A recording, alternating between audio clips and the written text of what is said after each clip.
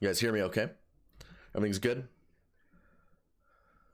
Beta Razor, what's up, man? Hey, everyone, thank you for the birthday wishes and all the gifted subs and just all the messages I got. It killed my phone in record time. I was like, why? I'm so used to getting messages from people, and then my phone was just dead. Why is my phone dead? And then I turned it back on, and it was just beeping constantly. You guys are the coolest. Nothing like feeling the love via your battery dying. Okay, let's do this. All right, so we got Photoshop up here.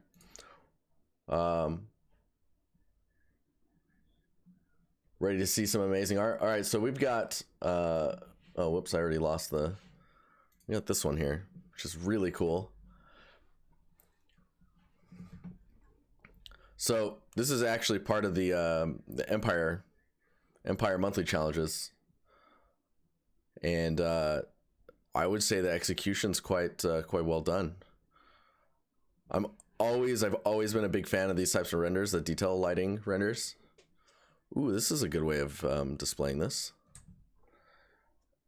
because a lot of people do like angle, but if you did angle, we might not see enough of the color buffer, you know. This looks really good though, and like framing wise, I mean, I guess so. When you show this shot, hang on, let me see here. Yeah, when we look at this frame, for example, let's bring this into Photoshop here. And we'll sprinkle some colors in there based on what we're seeing. Actually, maybe I can use can I do like that? Oh, maybe I should go here and lock the frame, and then it won't go outside. Yeah, so if you brought this up like this, right? Oh man, this is kind of not working for me. A sec here. So if you're bringing the foliage up to frame more like this, I'm just gonna, can I grab another color, please? Something lighter. There we go. And then this side was coming up like this way, and then the value here. Man, what's this? Eyedrop is not working fast enough. If it got brought down, right? Now you're looking at like framing the overall image just a little bit more. I think that would be pretty nice. It needs an accent color, maybe an orange or a pink flower. Oh, interesting. I mean,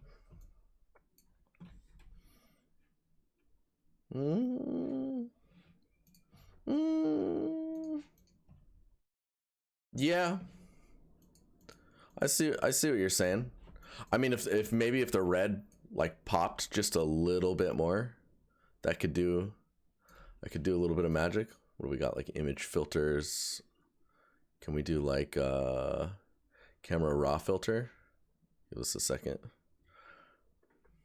Future, what's up, man? Spam this heart, cause wow, nice art. I like it. All right, so we got this, right? But maybe if we go in and can I just what's happening here? Color mixer, color grading, color mixer. There we go. That's the hue. So if we take saturation and just bring the red up, and just getting that red to pop a bit more, maybe in the luminance.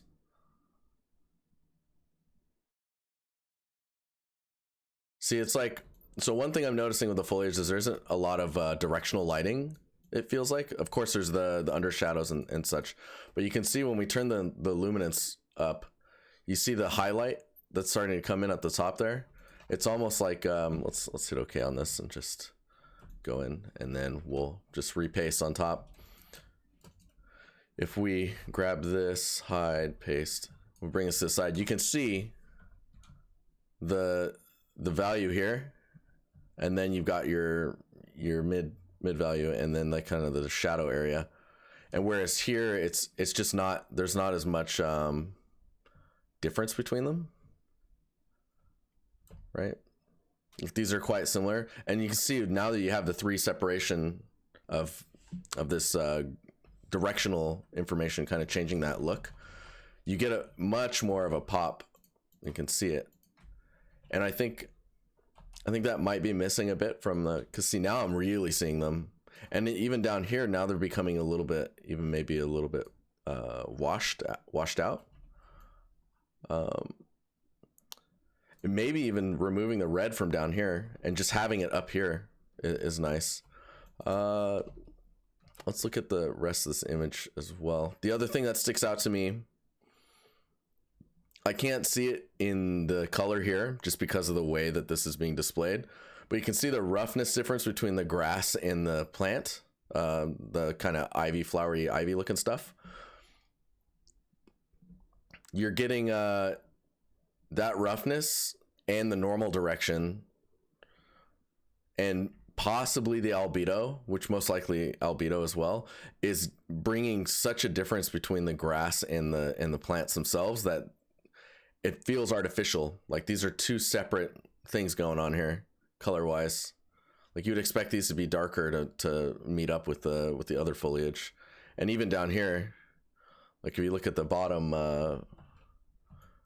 if we grab this bottom piece and then you bring it up here, you can see this is a little brighter. I mean, they're kind of the same, but even then I would expect maybe something like that. Maybe lower the saturation a little bit also, and then you get the values that you're looking for versus like how bright it is up top. Overall though, the execution of this is really nice.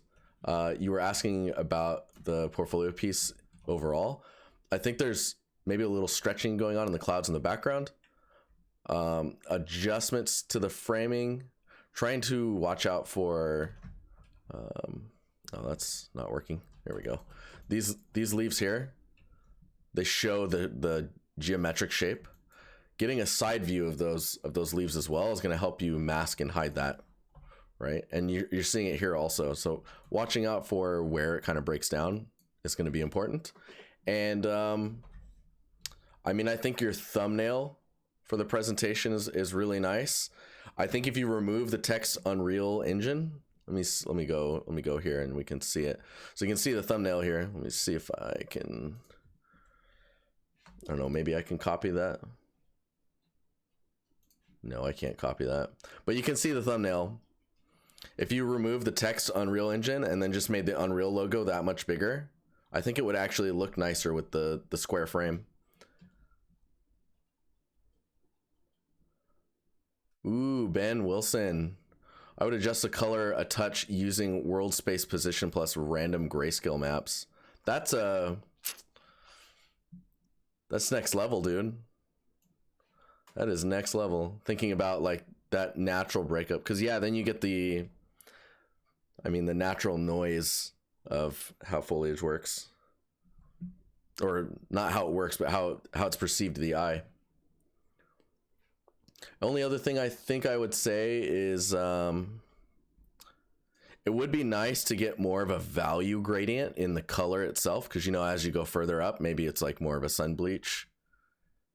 Benny the brain. Oh, interesting. Yeah, see, I feel like it's just a little squished. Will this copy now, please? Yeah, cool. So you can see here, if we stretch it, feels a little bit more natural than what was there previously. Feels quite squished in this one. But yeah, breakdowns, people like breakdowns. That's true. They're like, what's the magic? What's going on here? So you can see also the leaf size up above. I guess I would expect the leaves to be larger at the base, but maybe this is actually hanging and I'm reading this wrong. Maybe this is the top and then this is the youngest part of the vine. But yeah, it's breaking that illusion, trying to get those angles to look good. But nice job on the breakdowns as well, and well done on finishing a challenge. It's always cool to see you guys carry through on those. Bray, what's up, dude? Oh, you're at Amazon. Let's see here. I have a friend at Amazon. I have a couple friends at Amazon. Dang, crazy. I like this. Okay. Desert Science Outpost. Let's take a closer look. Just kind of take it in real quick, and then we'll feedback on some stuff.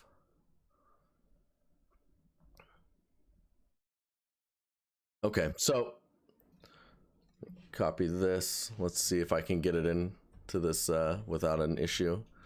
Nice, looking good. We're looking good. Oh my gosh, 2 for 1, or 2 for 2, 3 for 3. I know what math is. Let's see here.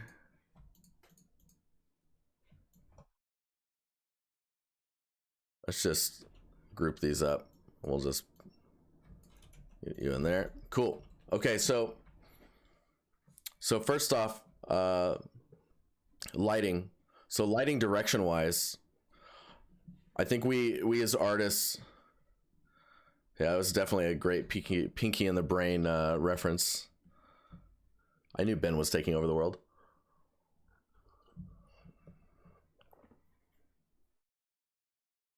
Oh yeah, let's get that. Oh man, perfect, beautiful hair.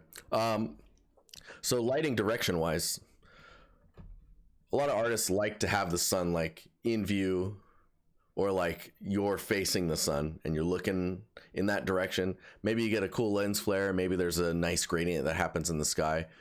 You've got some volumetric clouds going on here, which is really cool.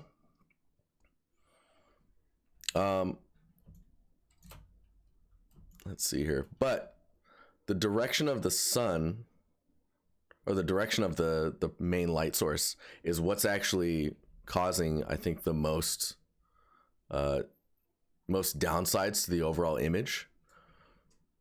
I feel like what you're looking at when I look at this image, I think when you're doing your lighting, you're looking back here, right? And the reality is the focus is this camp thing, this outpost. And so instead of having everything in shadow, you're probably going to want the shadows to be more casting this way. And all of these sides are lit, right? And we might even be able to fake some of that. If we go mid-tone, let's see. So like by seeing these sides, you tend to have a more interesting focus. Like this part's okay, just because of the angle of the, wait a minute. Oh, I see what's going on. I'm like, how is that lit? It's the angle. Roughness feels kind of uniform. Yeah, I mean, I feel that. I think we'll get to that after. So we got the lighting direction. So it's hard to see, like back here, this feels pretty nice. You're seeing like interesting lighting happening here on the surface. Getting some variation in the roughness is gonna have the little shapes pop. Man, this is a weird color to be critiquing with. Can we not like something friendlier? There we go. So the next thing I would probably say, this is cool too. It's weird that the rocks are so dark by comparison of the sand or this and whatnot. Yeah, nothing's really textured at the moment. I mean, when things are untextured, they should be even easier to read and understand. And I think just having these in shadow, you're not really getting any of the benefits of like all the work you've put into the modeling. And when it comes to texturing with the materials, like Paul was saying in chat, I mean, you can, even when it's not textured, doing a block out pass on materials can be really powerful. Like if this is glass here, that has that roughness that you're expecting, where it's quite shiny. If there's any bolts, or like bolts could be shinier, Like this bar here looks shinier than the main material here, or like any of the patterns that are painted on. Maybe the paint's a different roughness. I'm not sure if that's a pattern or event or what though. Those will do wonders for like pushing the surfaces even without texture pass. And like these pipes, for example, are really diffused, and like just getting a highlight on there. Let's see if we can just. Would this work? Kind of works.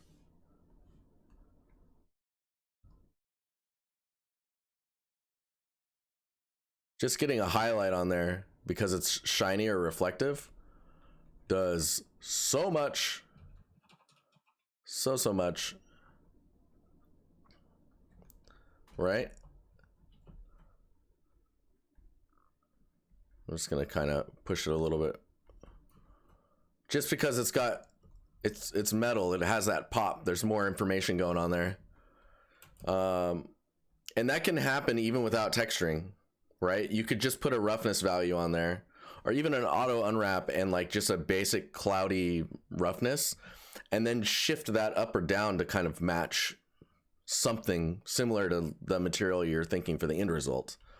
The other thing I wanted to talk about was, so you've got large shapes, right? You've got these like really large shapes here, and then you've got medium shapes, and then these smaller ones, and then really small ones.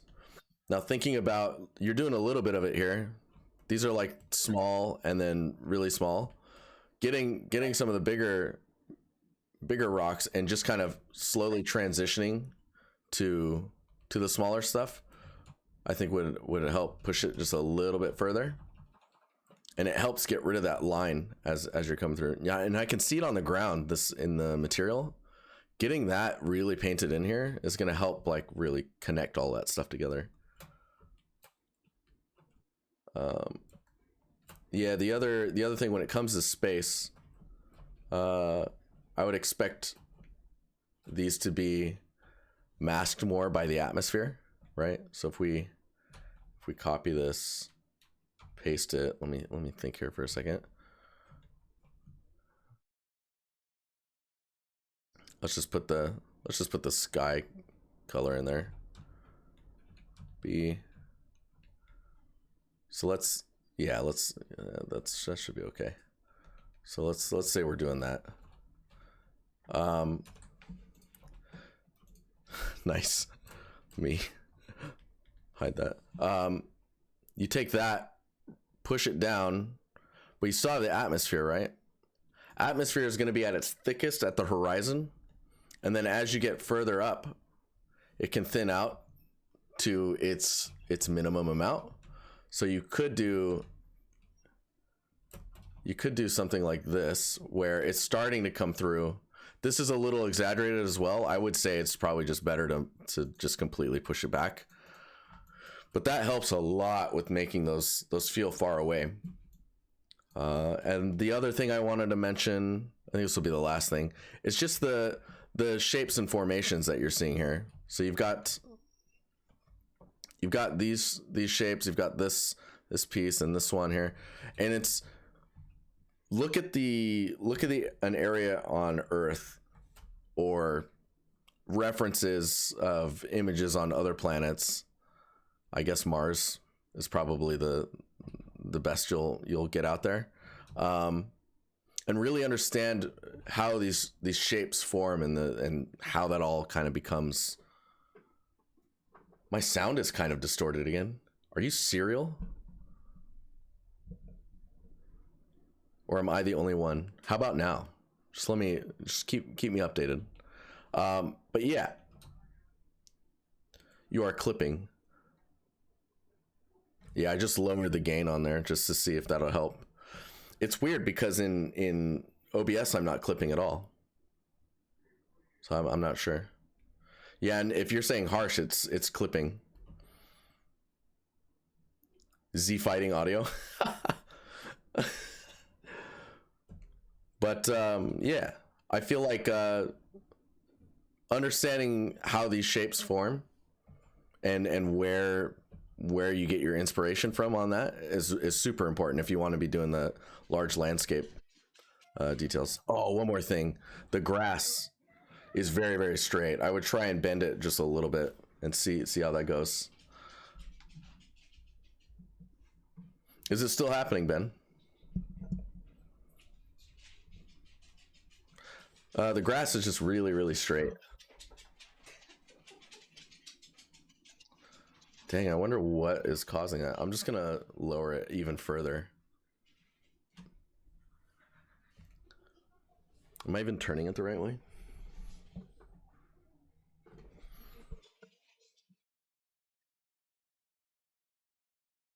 I'm gonna. How is it now? My voice is just too powerful.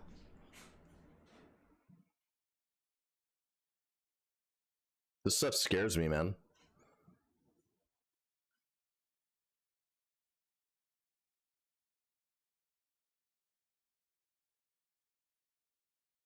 Sounds muddy now. Perfect. It's like distorting. Man, I hate audio sometimes.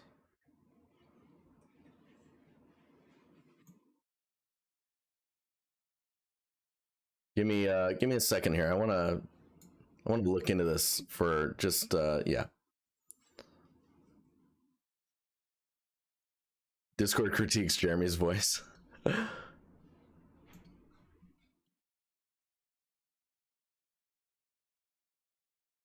No, I don't have a new mic. So I don't know what's going on. I'm gonna just how about now? How about now? Did it go away? Yeah, that's the weirdest part. Like why would it change now? It did not go away. Nope. Great. Great. Okay.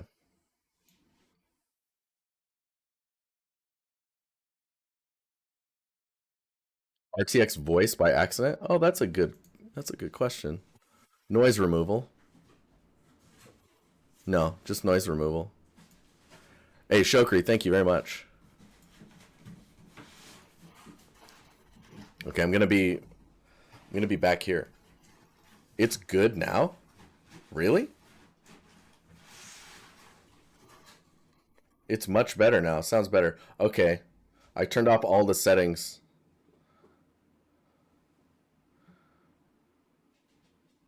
The deepness is too much. Is this too much for you? Yeah, I turned off noise gate. Anyways, let's keep going. You guys have posted so much work. The noise my voice is probably causing people to not have critiques. All right. Rodrigo, dude. This thing is rusty as all hell.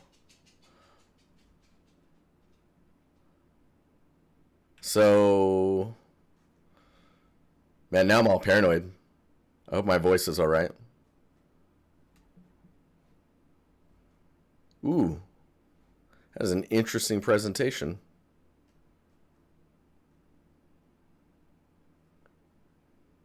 That's cool.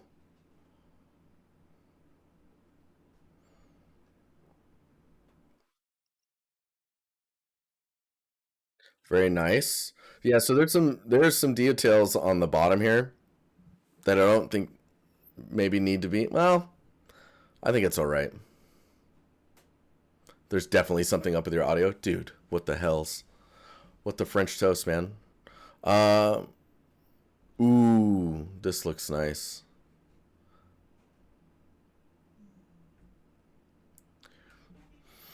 So I always wonder, like, what's the resolution of this bake? Because it looks really high res, and I think a lot of the times nowadays, if this was for like a game that was, let's say, like an open world game, I think you would you'd have to be careful with the way that you're texturing these, because we likely won't do this with a 0 to 1. We would 0 to 1 maybe a mask and paint between like where rust happens and where paint happens and what's metal and what's not metal, aging wise, and then just identify it as like this is rust and this isn't rust. And yeah. KC, what's up? How you doing? So this looks really good. I like the details. The attention to like how you've dealt with the geometry for the most part's pretty good. There's some extra geo here that probably isn't needed. And I guess maybe it's because of the count of edges on the inside here and terminating them in a friendly way. Oh, you're sick. I'm sorry, Casey. You're coming down from the project, I take it. Um, hmm.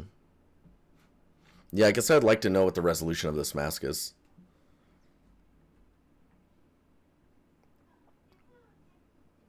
Or the resolution of this texture.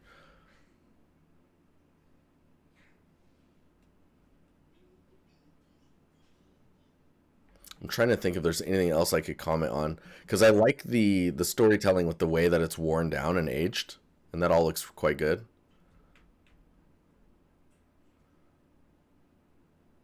This presentation is interesting because I don't I don't think you need your email there, because no one wants to sit there and type it out, right? They're gonna go and look for the link or like copy and paste it from somewhere.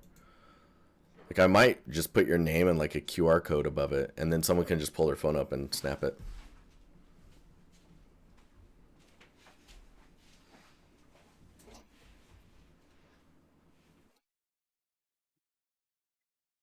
I don't have too much else to say on this, I don't think. Well executed. It looks nice. I'm not sure how game ready it actually is, or game asset ready it is, depending on the resolution. If I also critique game characters, I mean I do, but I'm not a character artist, so I don't know how valuable it'll be for you.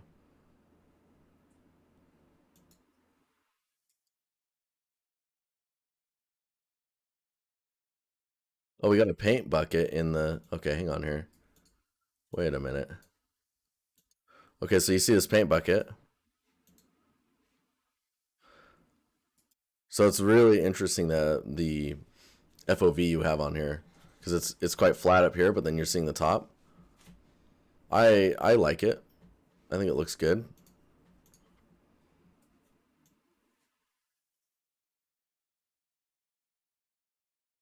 Things you can paint on. Oh my god, that's amazing. Poopity scoopity. Poopity scoop. Poopity poop. Scoopity poopity poop. Kanye West.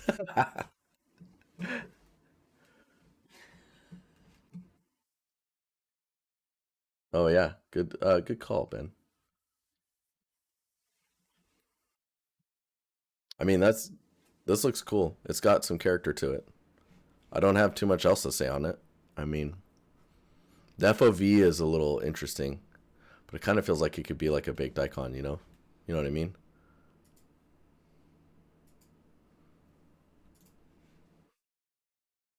Let's. So this is Rodrigo. Here, I'll just do this too.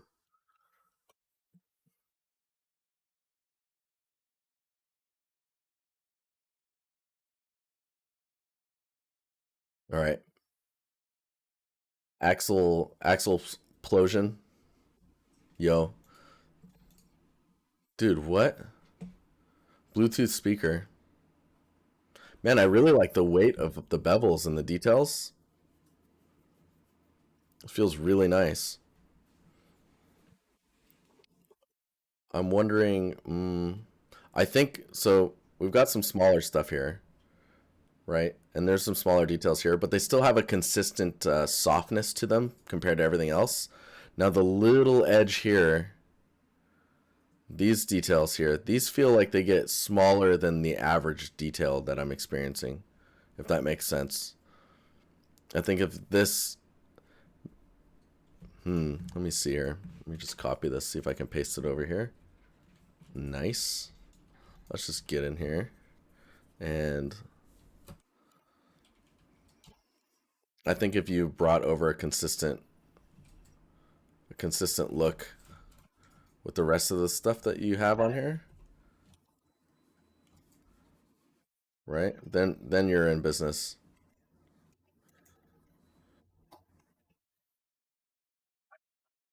So I feel like that feels more consistent with the details that you're seeing, that weighting. And I wouldn't even add, I mean, I don't know. It's my personal view on it. I'd probably just get rid of this stuff here.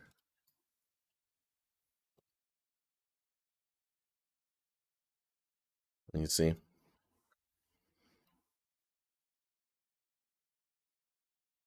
bring this to the top here.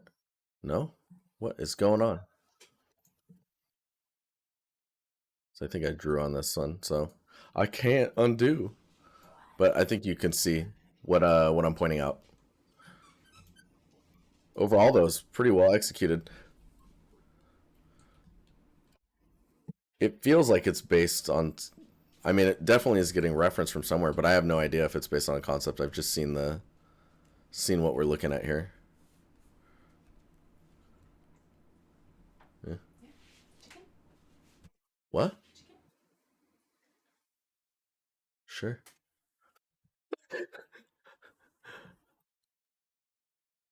But like this edge is pretty sharp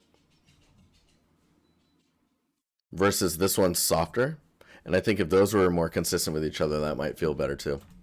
So it's about this consistency and the size of bevels and like understanding how that all fits together, so that everything feels like it belongs in the same space. I think it's the best way to put it. All right, we got so many to go through here. You guys, you guys are crazy. Oh, brightness. All right, so this is Logan.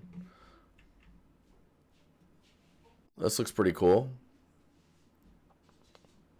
It's walkie-talkies I made, manufactured by Horizon Corporation, and displays the unit's current objectives as well as keeping track of where each member of the unit is currently. Once enemies are located, they're displayed in the radar and let each member know how far away they are. The alternate colorway was inspired by Air Max 90 Duck Camo sneakers. So I like the idea. I find it really cool. Super interesting. Execution wise, I think where you're lacking right now is in your ability, your modeling skills. So when you zoom in here, right, you're looking at these details pretty closely. Let's see if I can. Yeah, I'm just gonna copy this over into Photoshop, and we can just. Oh, nice! It's begun, guys. Maybe I'm out of RAM. Maybe that's what's going on. How strange. Which is weird because if I just print screen and do this, I don't know. I don't know anymore. Anyways, you can see this line here, right? This edge here. That's really sharp. And getting this edge to go away in a natural way is really important when it comes to the way that your model looks. So you've got this surface detail here, which should be a detail normal. And instead of the edge just stopping and switching to this texture, you should be taking this type of noise, this detail, bringing it over, and then when you look at these types of assets in real life, these real models of like walkie-talkies and stuff, usually they'll have an inset like this, and that's where it goes from like this type of pattern. It maybe insets a little bit and smooths itself. So you don't want to be able to deconstruct this into geometry, because like what I can do right now is like break it down and understand what it looks like. Ooh, I got the pushing shift too many times thing. So you can see how it's easy to break down, and there may be a bevel here inside this, like right here and here, but I think going further and pushing that bevel a little bit further is what's going to help it become more like tangible and real. The edge difference between here and here is really narrow design wise, so that feels a little strange to me. This edge is also kind of suffering from that same problem where this is a really hard edge. We should just bevel this and then weight the normal so that this smooths out and becomes more rounded and then drops this way and goes this way. So even just rounding that out a little bit is going to do wonders for you. So a lot of this stuff is just really basic geometry currently, and that's part of the illusion you want to put that illusion in people's faces where they can't tell where edges are or how it was modeled. It just looks well done, looks well executed. And right now I'm just seeing geometry, right? I'm seeing this as well. Like when you can count the verts or see the edges, that's when the illusion starts to break down.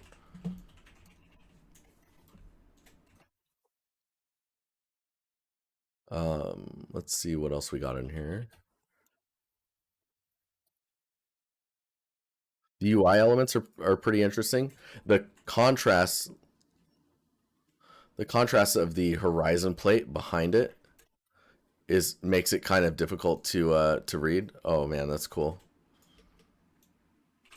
Right? So maybe this metal plate needs to be darker and then the scratches are what gives it the shine. So basically you wouldn't want anything too reflective behind these types of elements. Always nice seeing this type of parallaxing happening with this stuff though. Just looks cool.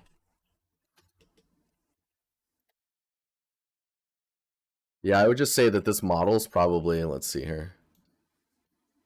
See, there's extra geometry. Like none of this info geo here is needed. Like these could be baked out. And you could actually,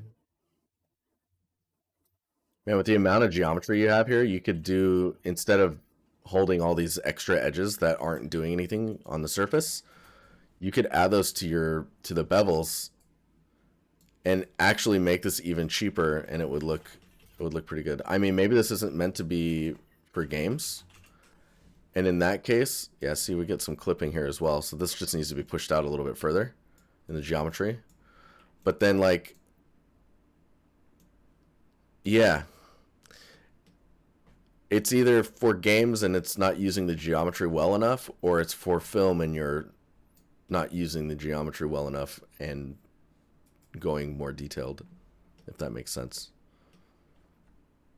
The next thing I would say is it's about the roughness and the types of materials that you're going for.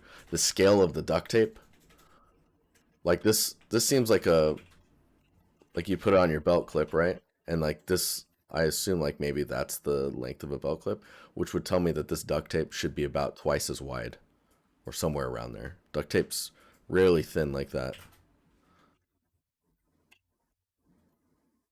But nice attention to detail though. Yeah, watch these edges. Soften that up a bit. Make it look less like geometry. We got Shah. I think it's Shah. And you guys are posting like full on scenes. All right, Shah, let's go. Abandoned attic. Man, if there's anything that Last of Us did is they made it imperative that whenever it's Last of Us like, abandoned or anything, that a guitar is required. So let's scroll through here a bit.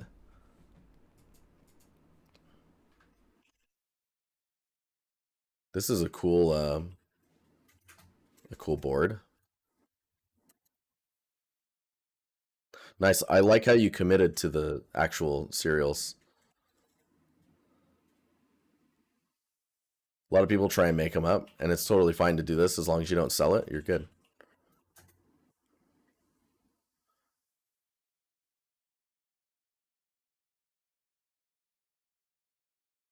So this shot is pretty nice. Um, I guess things just feel a little on the grid or a little rigid. Let's see if we can. Please let me copy. Yeah, thank you. Um, so if we look at these frames here, like this is really really squared, right? It does have enough geo to round off quite well on the corners, but it just doesn't feel like people have used it, right? It feels soft. Yeah, it's UE4. I'll post this in chat. There you go.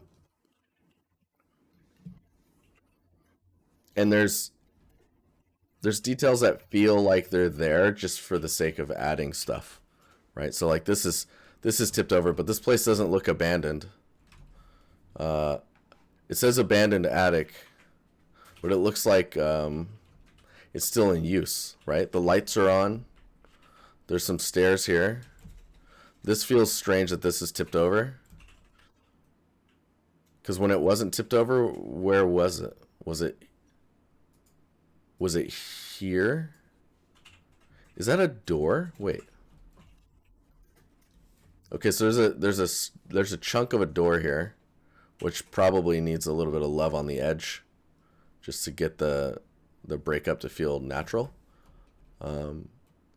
Doors rarely break like clean off like that. That's pretty intense. But everything should be focusing right here, right? And when you look at the lighting, a lot of the lighting is pointing you here. You're looking here. There's some stuff going on here. Something bright over here. And it's thinking about, okay, how do I push focus to the main subject? Right? Secondary subjects can be in the light, but should be posted pushed quite a bit down by comparison. I think maybe we dupe this. A good way to show that.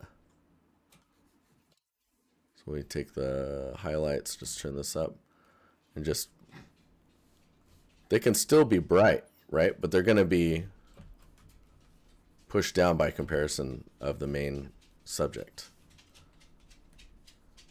Like maybe the one on the ground has to stay because why would it be darker, right?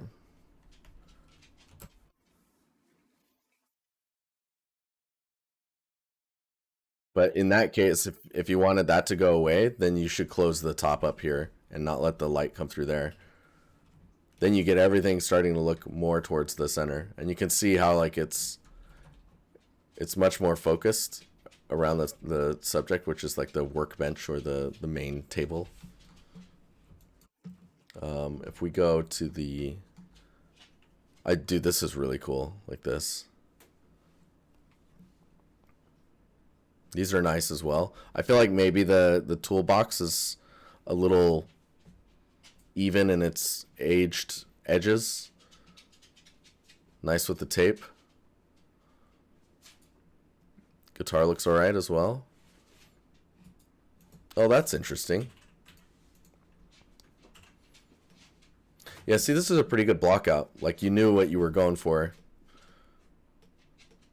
This is already even stronger than what we were seeing previously.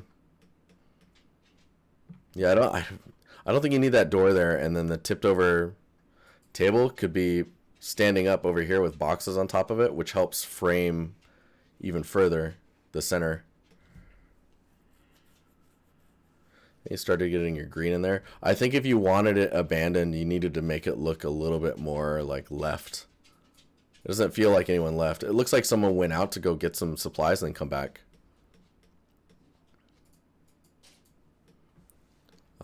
When we look at some of the other renders in here as well, I think it's the top one here. Oh no, this one. The wood beams here feel really soft.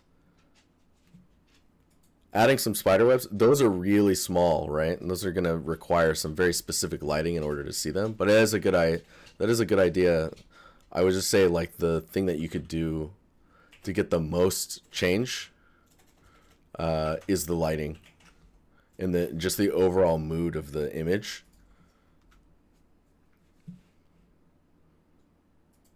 Like is there like I would expect a wire to be here. Maybe this is just tied up here because this possibly didn't used to be here or is hanging. There's no way to explain how this is connected, you know? And then what I was saying about the wood here, it's there's wood here, but none of it is bolted together or connected to anything. It's just resting all on top of itself. And the edge here is really soft. It needs to feel like a piece of wood.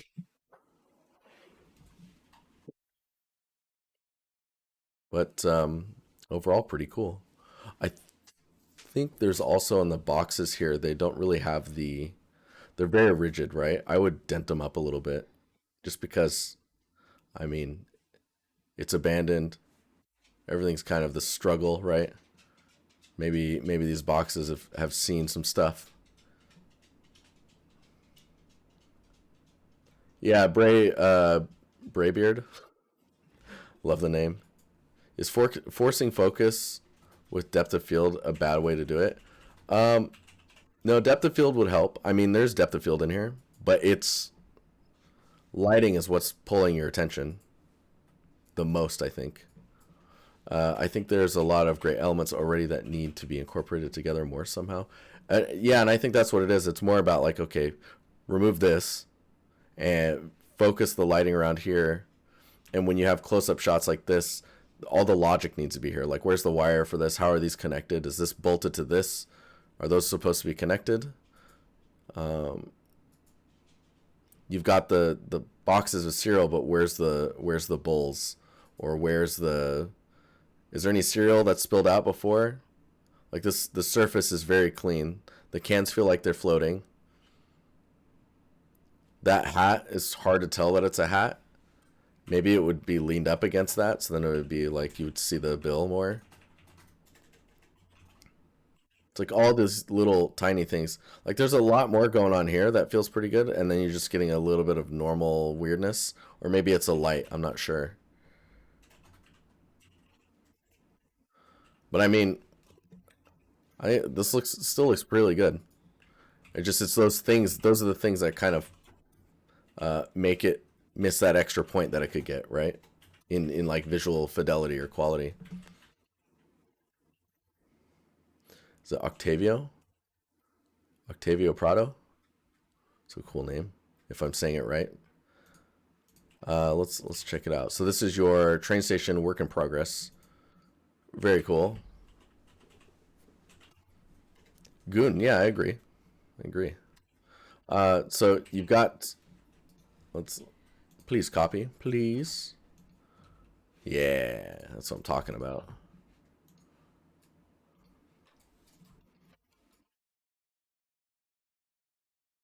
Oh, Bray, that's a super good point. Let's go back here real fast. When you look at this image, this one, it looks pretty good. Uh, if we go up here, let's copy this one. Please copy. No,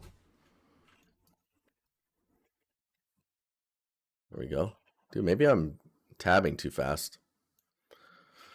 So you're seeing a whole lot more than you are here,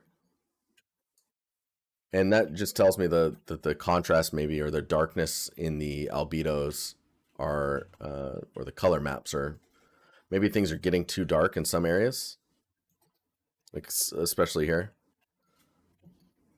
So you see how all that information just kind of gets lost. So take a moment and just check the how dark your albedo gets, how saturated it gets, or how bright it gets. Try and unify all of those to like a similar value range. Unless it's metal, metal's a little bit of a different story. But yeah, let's keep moving here. So we got this image. This one's it's work in progress, so that's fine and dandy. Um, you've got this shape here. I guess I would expect that shape to follow along this side as well. Remember to bevel the edge here and figure out what you do about this bottom edge where it's meeting the ground. Also, if you can find reference, this is going to be key. Figure out how they're dealing with these arches. Where do these terminate? How do they go into the ground? Like what's happening in this spot? You know, that'll tell you a lot. What's this? There's this thing here, which kind of confuses me on how that because that's a door, right? That door opens. Bricks need depth too. Yeah, they're a little. I mean, they're lacking a bit in the depth. Maybe they're a little low on the, or they're a little high in the brightness, which could be the color, or it could be the light that's doing that. Because you can see, like, you start bringing that down, all of a sudden it seems a little bit more real. But then it's, understanding this edge here, beveling that's really going to help with kind of faking that depth. Also, yes, you need some things in here for scale. Right now the bricks feel quite large by comparison to the tile shapes here. And I don't have anything that's telling me the size of anything here. You know what I mean? So getting like maybe a benches here or a benches here, and then here is actually a vending machine or a thing where you can get tickets. All that logic is super important. I don't even think you should be detailing any more of this until you know where everything is. Also, this looks really, really low res. I'm not sure how that's being baked out, but it also looks like it's got a metallic on the entire thing. Whereas like paint won't have metalness on it. Where the metal's exposed, that'll have metalness. D-Clan, what's up, man?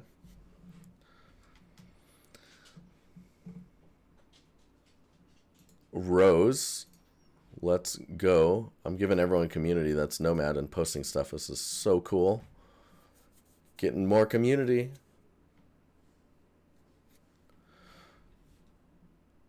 All right, so Viking Blacksmith Workshop and Armory.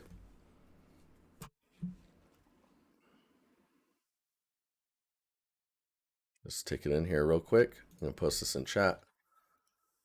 There you go. So I think this is cool. I think you're trying to do a lot, and it's lowering the quality because you're not being able to focus on everything. You know what I mean? Like you're doing an interior, you're doing weapons. There's candles. You got muddy footprints, that's a super cool detail. They feel a little strange in the way they're rendering. But yeah, you're having to solve a lot. Man, today was long. Busy day.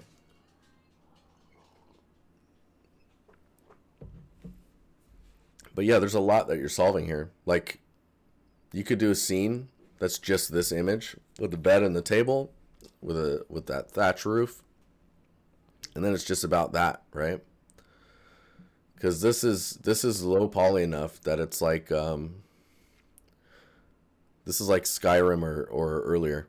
I think Skyrim even was beveling these edges. So when you look at the lot, I really like how you are thinking about how the wood is placed on the floor and the walls and stuff. It almost looks like you've been playing a little bit of some Viking-like games.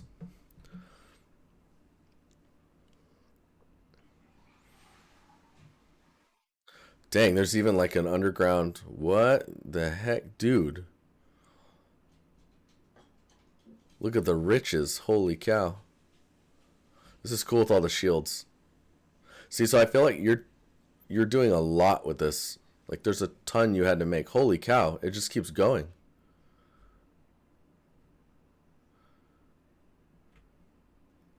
That's intense. How long did this take you? Are you in chat? Holy cow. Wait, you got Procreate in here too? What did you use Procreate for?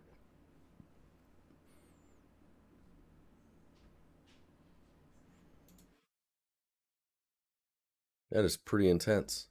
So even like, boom, this shot right here, more than enough. Every coin was hand placed. Those shields, that's a lot of them. More of a catacomb than a treasure vault. Yeah, I get that vibe too. I mean, when we look at this, I think there's a lot you did here. Like this could literally be like if we go and I'm going to your portfolio.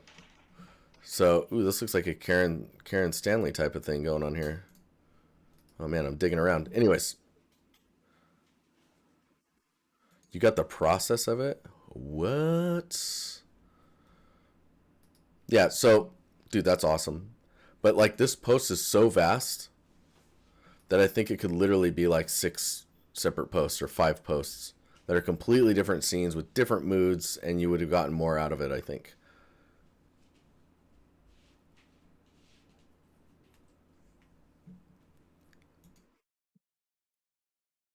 But like just looking at this shot, let's say you got really sharp edges you got to watch out for. Tuning the values of the materials and understanding PBR workflows so that the materials read more accurately to the types of materials you're expecting, like wood or trunks. Taking the grass and thinking about the length of grass versus like if the grass is close to a building, it could be taller, and then as it goes further away, maybe it goes into more of a wild length where some is shorter, some is longer. It's think about where the grass is protected. It's going to end up becoming longer. Uh, Lots of beveling issues where just things are really hard edged. Just getting bevels. I like that you're doing extra cuts in here to kind of make the piece of wood bend a little bit, so it's not so straight and rigid. You're getting the really straightness here. So then you've got these things that are like laser lines. Watching out for those is going to be key. Beveling and varying a bevel can help with that. We'll dive in here really fast, and I'll just show you what I mean.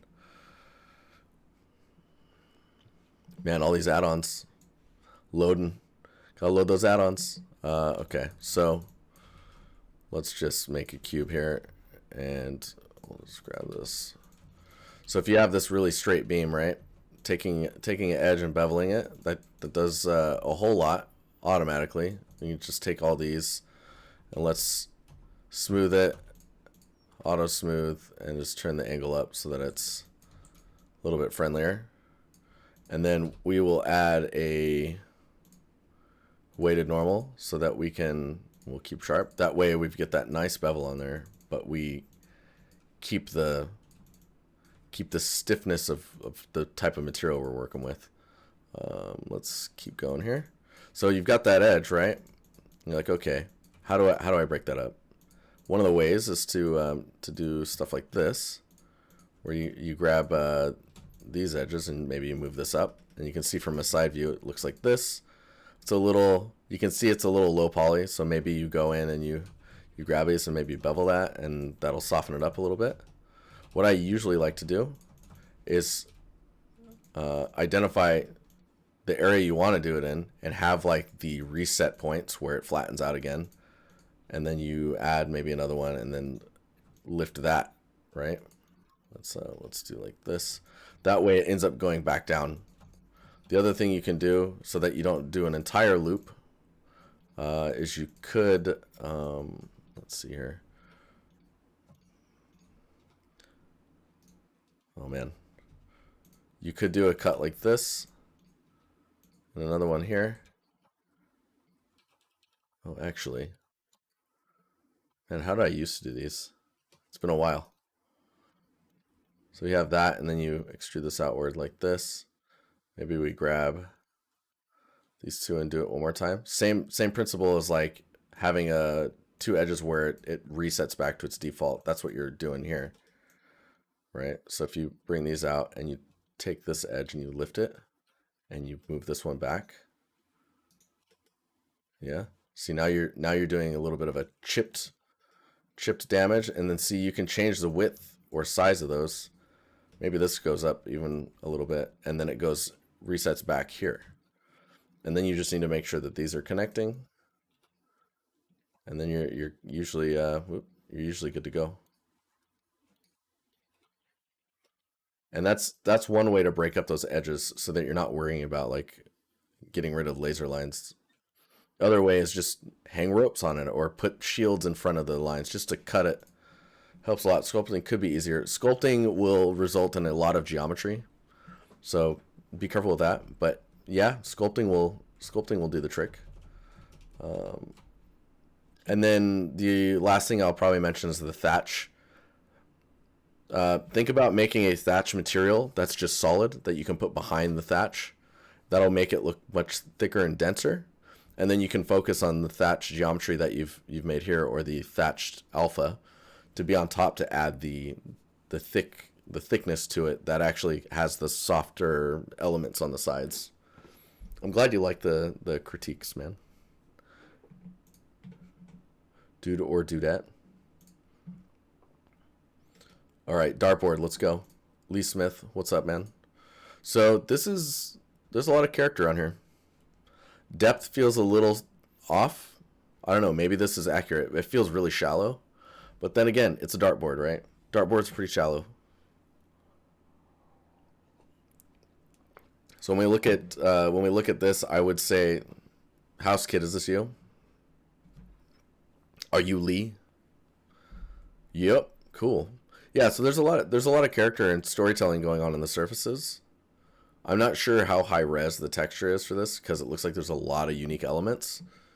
Maybe some of this is floating in geometry, but like floating decals or floating mesh to say that's a sticker.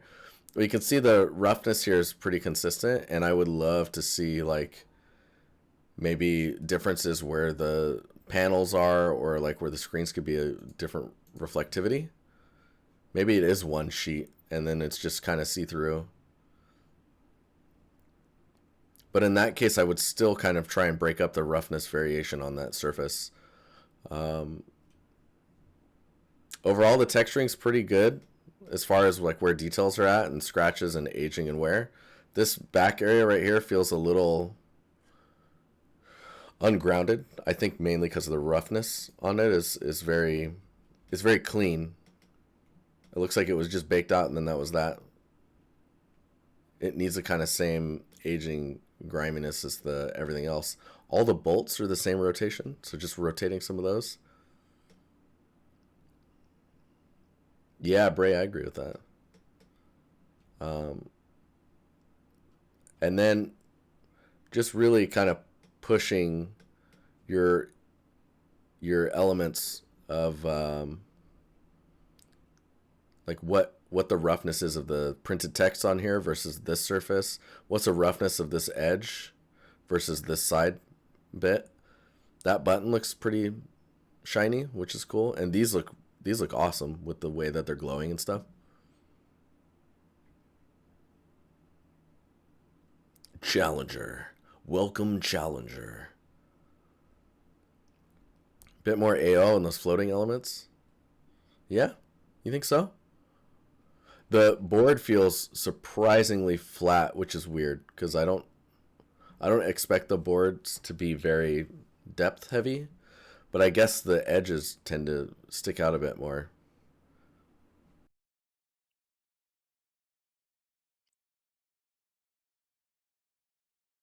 There's also this darkening here, which I guess maybe is has to do with the way the lights are projecting onto the board.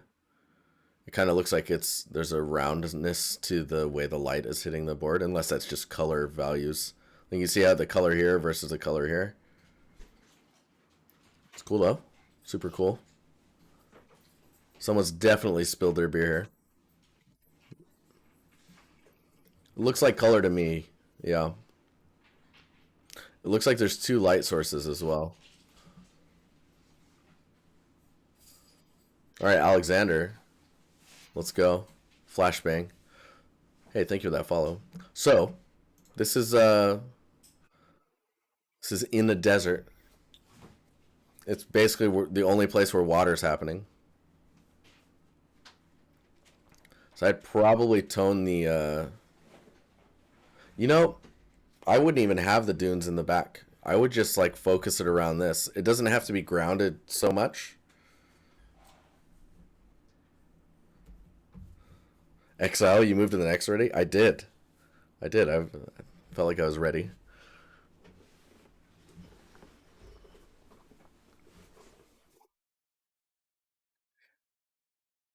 Oh wait, what are you saying?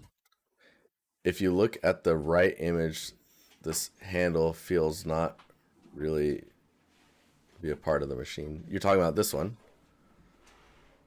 Dude, this is how they are, man. I've seen that. They're not a part of the machine. They're like literally like they cut a hole like this and then they inset a piece of plastic into it. It's crazy. I don't know what they're thinking.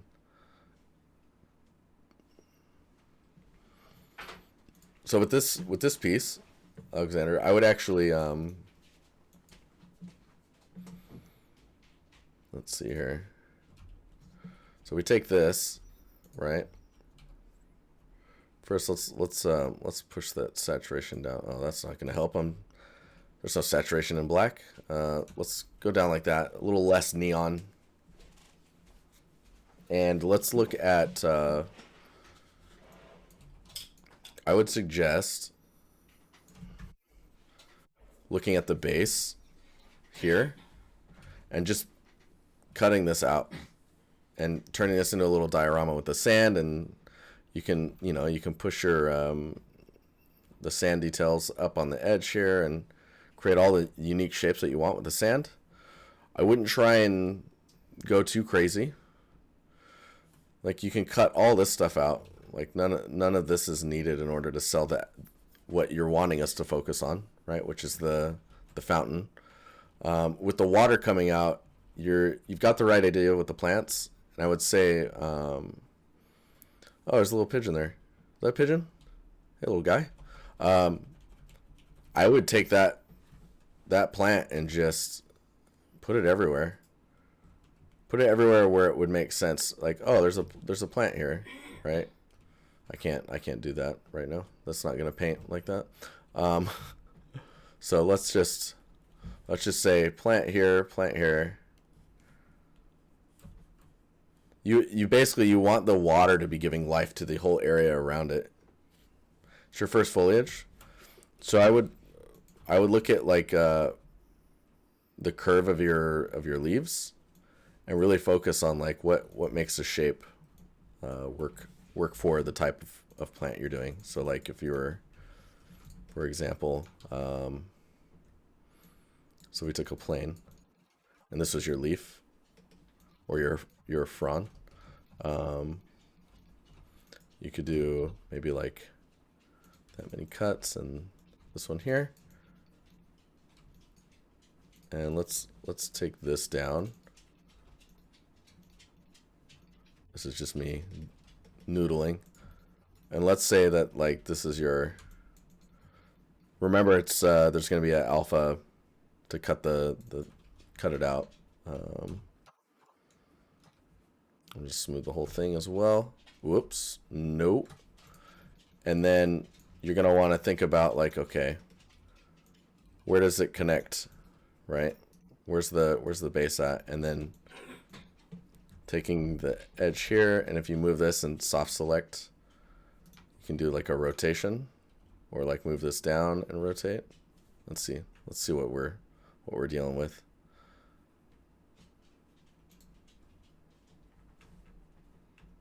So you can do stuff like this, and that's kind of how you can get like I mean, I need to spend more time on it, of course, but you can map a texture to that, and that should give you that curve and the little dip in the middle. Because right now I'm not seeing too much of a dip, and there's not too much curving going on. Think about the age of the leaves as well and where they pop out.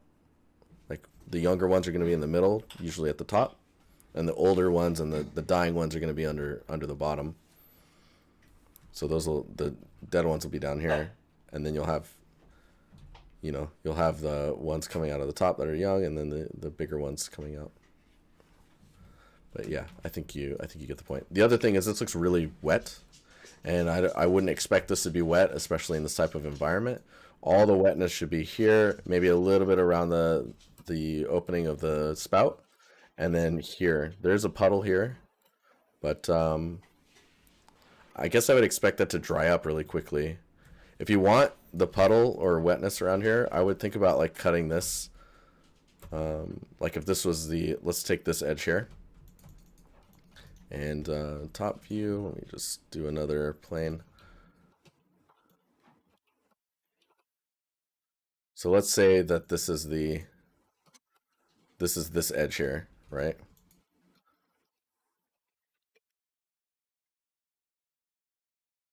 Let's do one more here. Let's say this is the edge. So this is going to come up, and that's your edge right in front of the fountain. And then if you mm, if you extrude this out like this, it looks like there's an opening here, right? So let's assume that's the opening. You could do something like this, where the front of the fountain and this area here actually extrudes down, and maybe all the water that spills into here and that goes down and fills up this area here, right? So then now there's water in the front, and maybe it's filling out from here. And yeah, so just think about the way you're putting all that stuff together, and that should help you understand it a bit when it comes to like, okay, what's happening here. See, maybe these sides as well like go down like this, and this side's more up. You bring these forward like this. So then whenever the water spouts out, it's always gonna like pour down into this area, right? And then of course all this extra detail that we're paying for, don't forget to remove it if you don't need it. So you would do things like connect these here. Let's see here. And then take these loops, cut them out. You don't need it, right? See all this extra geo here? Just by taking these and connecting these points, now you don't need this or this. You don't need these ones because you can just connect that to here, and you can just, it becomes so much cheaper at no visual loss to you, you know? So keep that in mind. Maybe we scale that in like this. But yeah, think about the logic of how everything, creating a channel, yeah. The logic of how everything is working, how it's spaced out from itself. Like this bevel looks really, this is why I like the auto smoothing. And then weighted normals, keep sharp. Because then that edge becomes softer, but not like, it's not crazy. Anyway. Yeah, and then just remember what your roughnesses are at. Oh, this is kind of cool. What the roughness is at. See, this and this look very different from each other. I don't think they really should be. But cool, dude. Cool. Maximus. Topology is dead. That's on your profile. I love it. All right, let's take a look. Cycles render 27 minutes plus denoise should re-render or should render for longer, but I want to use my PC tonight, so the final detail will have to wait. Let's check it out. Nice. That Netflix logo looks spot on. Is there the same tool for auto smoothing in 3ds? Kind of. I mean, it's just gonna assign groups, and the groups have to share another group. You could just make it all one smoothing group, and then you're good. But it is smoothing groups. That's how Max works. Yeah, so lighting here looks pretty nice. Reflections look good. That feels like Starbucks right there. This cloth here feels a little thin, but like I don't even know how you describe that. It's thin, but it's coarse. Like it's not like, it looks like it'd be really uncomfortable to put on, like over you. The pillows feel really stiff, especially this one.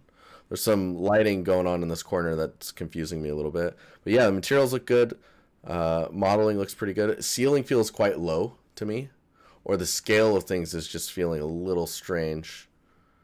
Like the scale of the fruits on the plate versus the size of a book. Like those fruits feel about half the size that they should be. Um, the the wall here feels like it's not really to the right scale with the material that's on it. Super cool wall detail here. Um, yeah, light switches there. I guess I would measure how high this is. Man, these are full on windows. Where? How do you open these? Do they have a little latch or anything that does it slide or does it swing open? It looks like it slides, but understanding how that works is important. These curtains here need some type of a rail so that you understand how that works. Maybe even a stick that you grab to pull on to do that. Uh,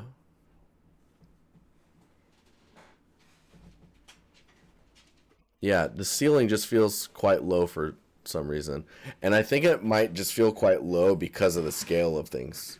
There's some scale stuff going on that feels odd. This TV is wall mounted, so I don't know. Maybe that needs to be adjusted. There could be something hanging on the back wall next to the. Oh, you mean over here?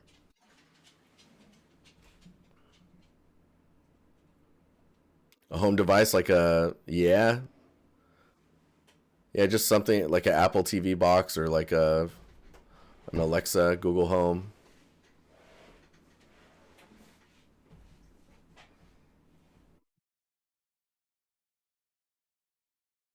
Looks pretty cool though. It's just handles on these. I mean, this is very IKEA. I don't think there's handles on these usually, but handles on the door would help me understand how that works. And the curtains, like I was saying, I think the number one thing that's kind of throwing me off is the scale. Something feels off about it.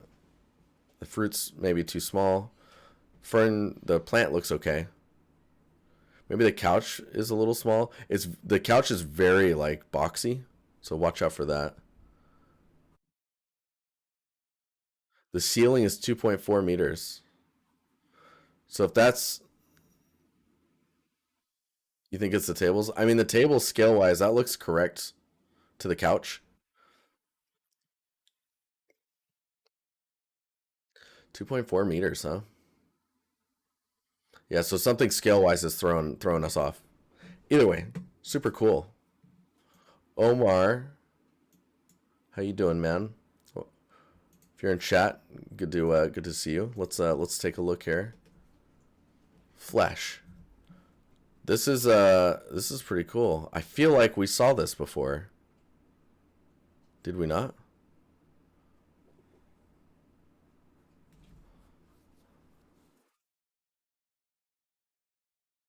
You want to get into ArcViz?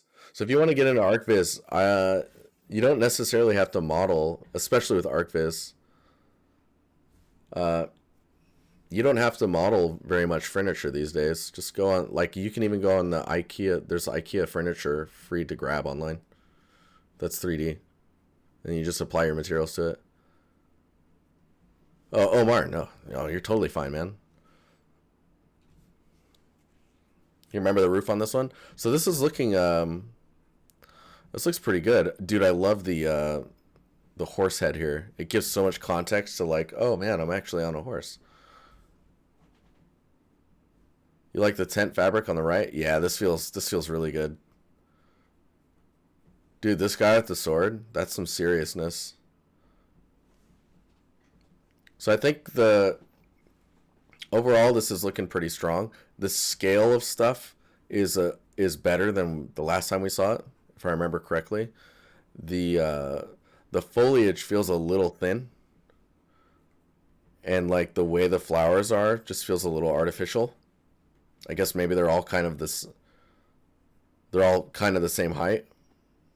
So like trying to break that up. The tracks, I would try and push those tracks into the ground a bit more. You know what I mean? Make it feel like okay, wheels always going through here, always the same carriages, same dimensions. The road's just well traveled, right? Getting some aging on this would be really good. This feels really like fresh and clean looking, and I mean, maybe that's the look you're going for.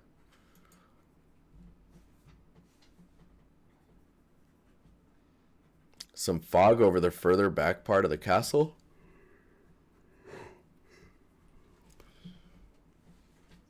I feel like there would be some stone pavement rather than. I mean, I think one of the main paths maybe would be stone, but does not? I think that happens mostly on the inside, right? So like, yeah, let's see what's going on here. Let's see what we can do. So the birds are quite dark. Um, let's grab a sample of this sky, and we'll just do.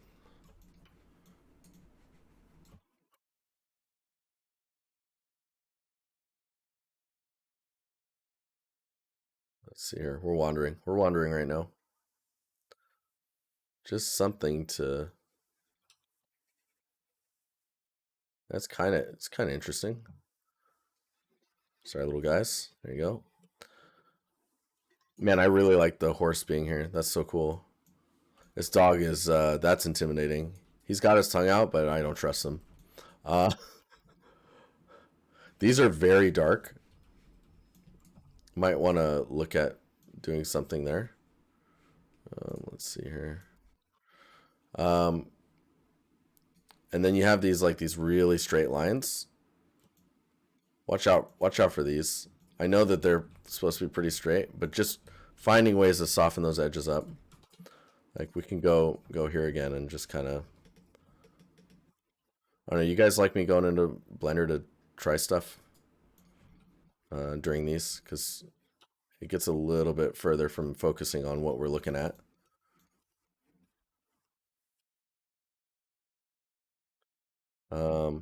Let's do this. So if we solidify, just turn this up, even thickness. We'll just accept that. We'll dupe this one over here.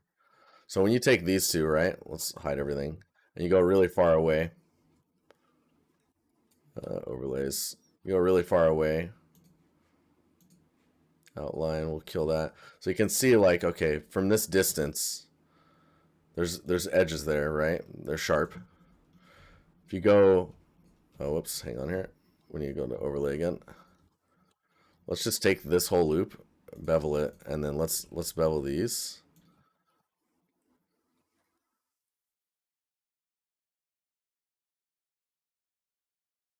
Smooth this stuff. Auto smooth. And then let's even bevel in here. Maybe let's take these, we'll subdivide it. We'll just take that and maybe like shift it a little bit, right? Maybe we'll shift this one this way. So even way back here, you can see the difference in how they are visualized. The way the light hits them is going to vary. It's probably not showing very well. We have an add-ons page. If Polygon is around, he can link it for you. Those are the add-ons I likely am using. But I like machine tools, a lot of machine everything. You can see even from this view, and if you do the weighted normals on here and keep sharp, you can see how much more you're going to get out of that. Of course, there's extra geometry in there, but I don't think you're going for rendering the real time. Just watch out for these edges here. Yeah, these edges and this edge. Get some more like aging griminess in here. It doesn't have to be crazy, but just something to help understand the. Can I invert this? Yeah. Helping you understand what you're looking at and giving you a sense of scale as well. Some depth would be good, but I think depth with the fog like we were playing around with a bit here. The stuff that's happening in the sky behind it is pretty confusing for me. I'm not sure what it is. Like, is it clouds or is it like mist from the water that's down below? It was very I don't know. But like if you zoomed in and just framed like right here, if this was the shot, you had the horse here. Like that's pretty intriguing. I think you're doing quite a bit here, and just focusing on getting the foliage to look pretty good and not so artificially placed. That I think that'll help with the overall look. Detailed fog probably a bit too crazy. Oh yeah, maybe then. I mean, if they're far away, bevel count should be one. Like like this looks like geometry, right? But then beveling all of those edges by one,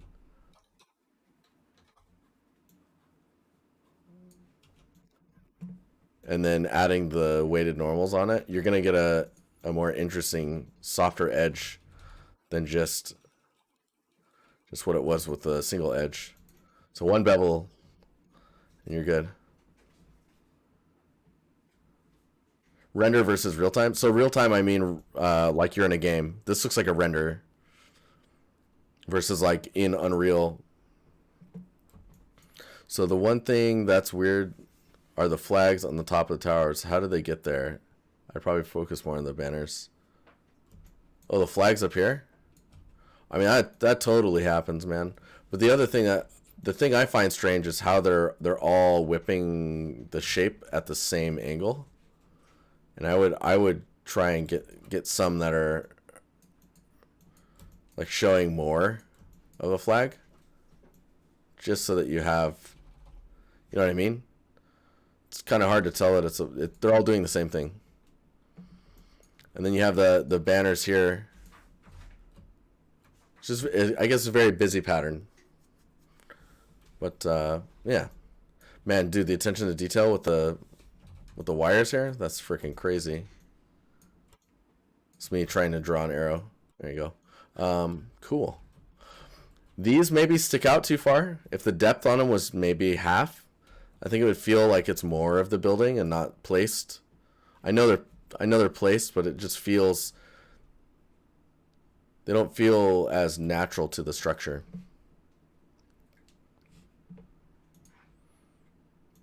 But I mean, it's a cool image. I would say focus on the things that make it look like geometry and try and get away from those, and then you probably are done. It's just like softening up the details. All right, let's check out this one, Sapphire. Are you guys blind yet? Yo, look at this. Look at those shadows.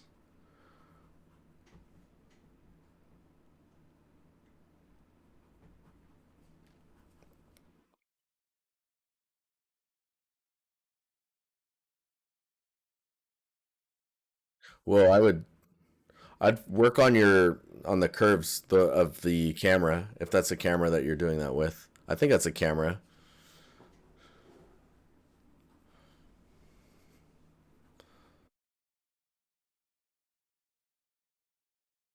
There's some shots in there that don't feel like they need to be there, or they're there for a really short period of time. So you're like, wait, what was the reason for that shot? You know, this is pretty cool. It feels like it hasn't had the paint done on it yet. Whoa, wait, what? Dude, look at this. That's kind of creepy. What's going on there?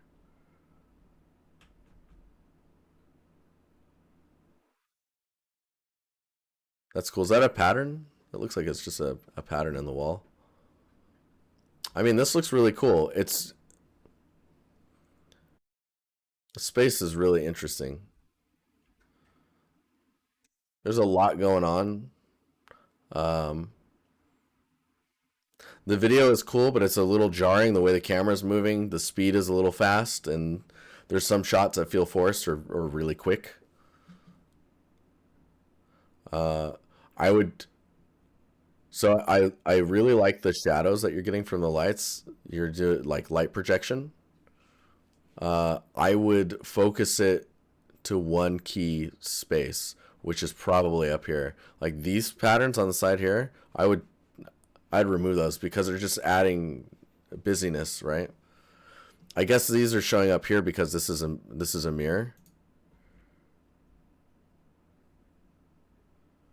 See, and that's pretty cool.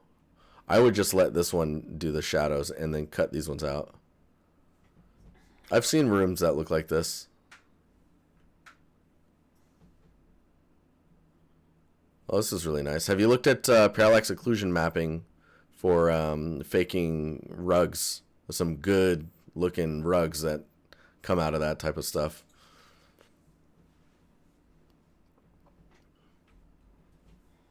I don't know if you need both of these images, if one of them's the same but just closer, because this is doing the job as well. It's cozy. It's a cozy space. Maybe some like, feels like there's supposed to be something on these walls. Maybe a small picture, I don't know, something. Dude, this is so creepy. Like, what's going on here?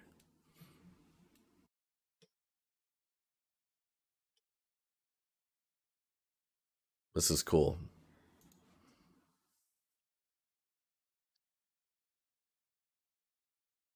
So I think overall this is really nice, and it's just a matter of like getting the busyness to be controlled a bit, mainly with the lighting.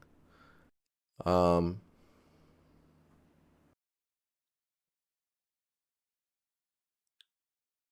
these mirrors are really cool. I'm trying to decide if they're too big or not because I like them as well. Like if they were thinner, right? Maybe that like maybe if the mirror ended here, then you'd have more wall for the lighting to play on, but then also you'd be like, "Oh, okay, that's a mirror." But I think the illusion is to try and make the space feel bigger even though it is narrow. Yeah. Wall materials are really nice, like the wallpaper. It's super cool. Feels like maybe there should be lights on lanterns or side lights like this here. Don't need to be on, but present. Victim tally.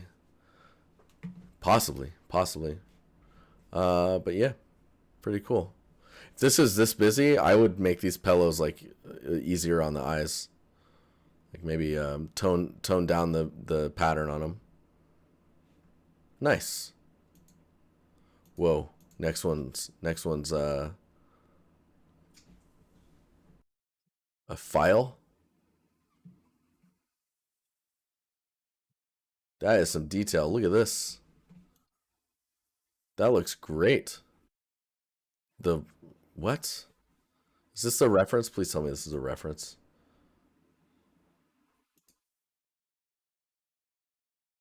No. Dude, that's crazy. How do you what is the resolution of that? That's pretty cool. Well done. Well done. Oh yeah, huge thanks to Jay Cummings. Jason, yes, Jason Ord. Dude, that chorus is the bee's knees, man. My reference was on my table. That's awesome. Yeah, Jason's course on our station, man, you guys, if you have not watched that, watch it. It's free. It's free right now. Get it. If you want to get better at texturing, watch that. Feel free to link that in chat as well if you want. Dang, that is nice. Yeah, Jason's course is very it's one of the better ones, one of the best arguably. Well, yeah, this is really well done. I really like the presentation with the darker background. Really slick. This is actually okay as well. Um, yeah, yeah, you can tell like this background's like, oh yeah, you checked out Jason's course, didn't you? Very nice. I don't have anything to comment on it. I mean, it looks pretty good to me. Maybe this could use some scratches or some wear or aging, but I mean, it looks like what you would expect it to look like. And this, like, I'm fascinated by this pattern here. Like that looks so cool. Well done. Well done. All right, let's check out this boat, this rowboat. Yo, look at that. That's some nice detail. I like the presentation again with the just being on a plane. Oh my gosh, look at the materials. Oh yeah, that is nice. Oh my gosh, really nice detail in the surface wear. So the roughness as well. This is fascinating to me. You know, the way that highlights. Oh man, I'm a fan of this color palette. Like that, right there. Is it? What's your? Dang, this is. I mean, these last two from you, huge up in quality. At least what I'm seeing in the thumbnails. Yeah, the orange and the blue. It's like, man, it's super nice. The aging on the paint and the way that the roughness is and how things are peeling and chipping away is really strong. Um, is there a, no, these aren't that high res. I want more. I want more resolution. This is presentation's solid. Dude, look back here. Like I can feel that griminess. Like I bet if I put my hand under there and felt around, someone put gum there. That's that's the feeling I'm getting when I look at that.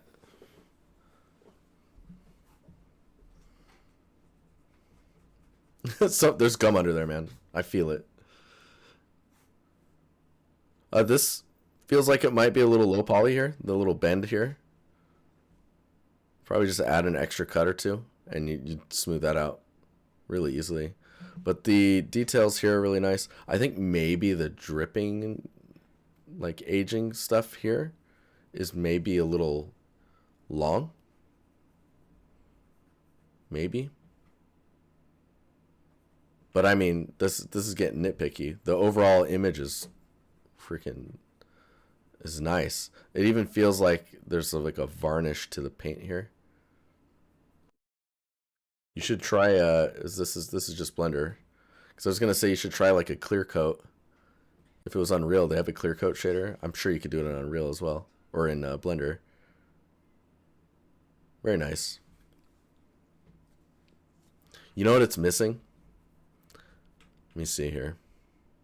It needs a rope, like a piled up rope that's just waiting to be used to tie it off to the dock.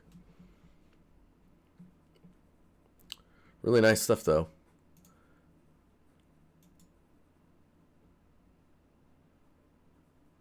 Risha. All right, let's look at this next one here. Work in progress, Unreal scene. Oh, nice. Like a little, it's like a little diorama. Okay, so I'm having trouble understanding the space that I'm visualizing here. So I'm guessing these are sidewalks, right? So doing everything you can to tell me that's a sidewalk, and then I wouldn't worry about how these connect together. Think about how it's ground, and then they put sidewalk on top of it. You know what I mean? So sidewalk is slabs, right? And they're kind of built together. Let's see if we can just delete those, and then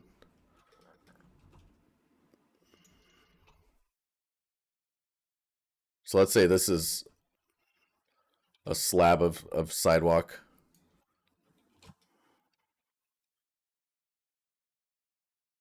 and it goes down like this, right? Maybe that's a little thin.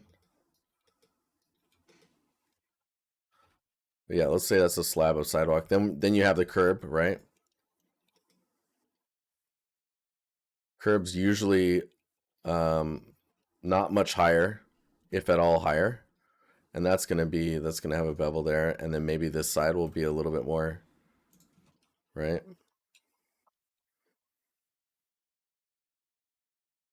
Come on, auto smooth.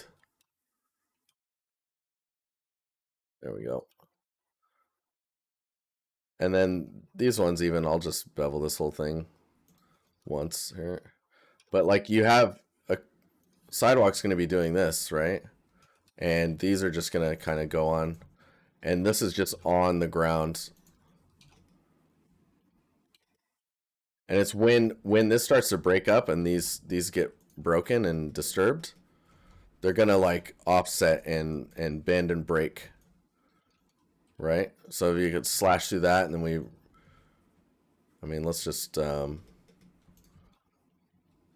we slash that? I think you can, but I'm just gonna do this because I'm lazy.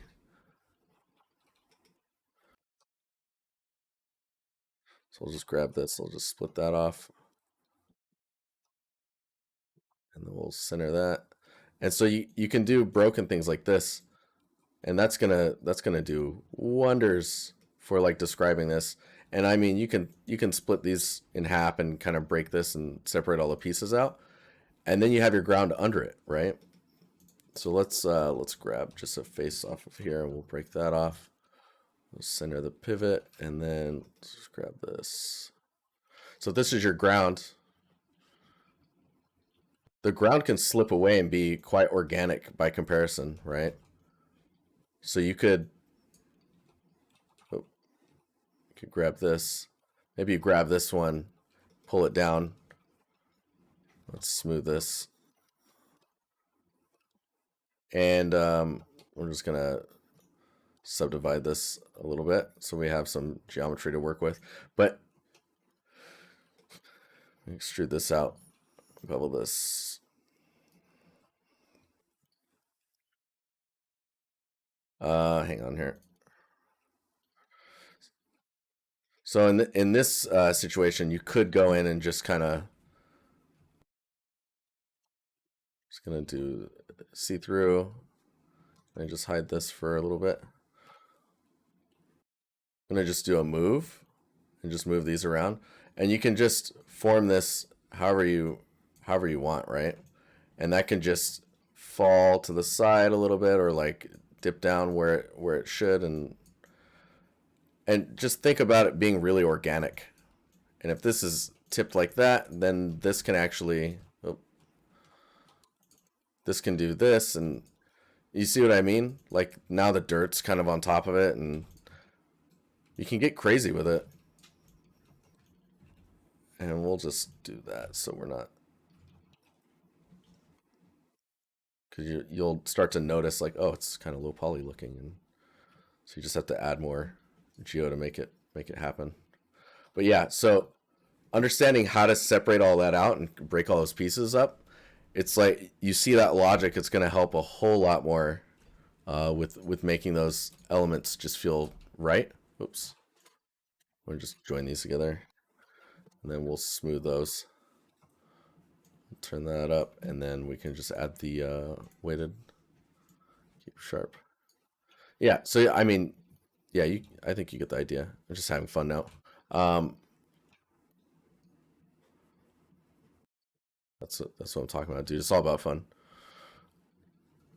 But cool. So when we look at that image, it's really important to understand where things are at, how grass forms where it does. Like if this is a sidewalk, you have the little crevices that we're mapping out here. That's where all that grass is going to form, right? Um, let's we'll go even a little bit further with this, so I'm having too much fun here. Let's just do we'll just do this.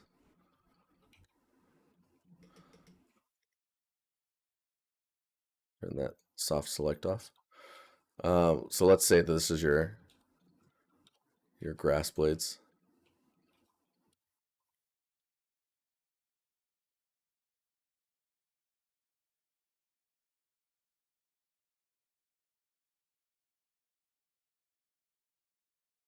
Uh, oh no. There we go. Okay, so these are gonna go in crevices, right? That's probably where it's gonna look best. Um, And then when you place these, it becomes so much easier to have logic to it, and then you can really then see like, okay, that's how that would fit in, or this is how that would look, and it just comes more naturally, and then almost answers it for you, and then it's just a matter of you following the steps to get through it, right? So knowing how to put things together is literally looking at like how they're actually put together. Um, yeah, and then I think it'll all come to a head for you automatically. The only reason I knew this was a sidewalk is because of the little props that you have here. I think the barrier here is maybe distracting you a bit from the overall composition. And like these telephone poles, we usually only have them on one side of the road, or the power lines. They're usually taller, quite a bit taller, and then usually only on one side. But yeah, definitely look up more references and just kind of like trying to make sense of the space, and just think about where stuff is at logically. If the foliage is like this grown or this overgrown, I mean this truck's probably got some greenness on it now, and maybe there's some plants growing in the trunk, in the flatbed part. At this pace, I would say like the road is going to be all broken up and shattered as well. But yeah, cool. The normals also look flipped here. Your normal map. Just take your green channel. Is it your green channel? And then invert it, and then the little rock pieces will be sticking out instead of going in. Overall, it's pretty cool. Pretty cool diorama. I like the idea of it. Maybe have the sidewalks different lengths, so like one side's longer than the other,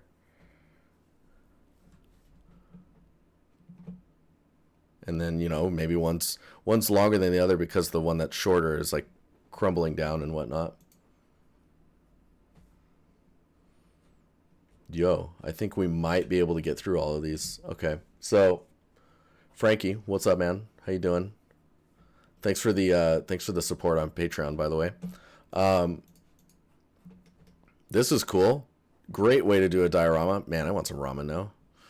Uh, hey, Risha, I think I say it okay. Risha, thank you for submitting your stuff. Wait, why is there a can of Campbell's over there? This is no ramen shop. Is that Campbell's soup? I see Campbell's soup, sir. Uh, dude, you got the sponge right. Oh my gosh, I can feel that sponge. uh,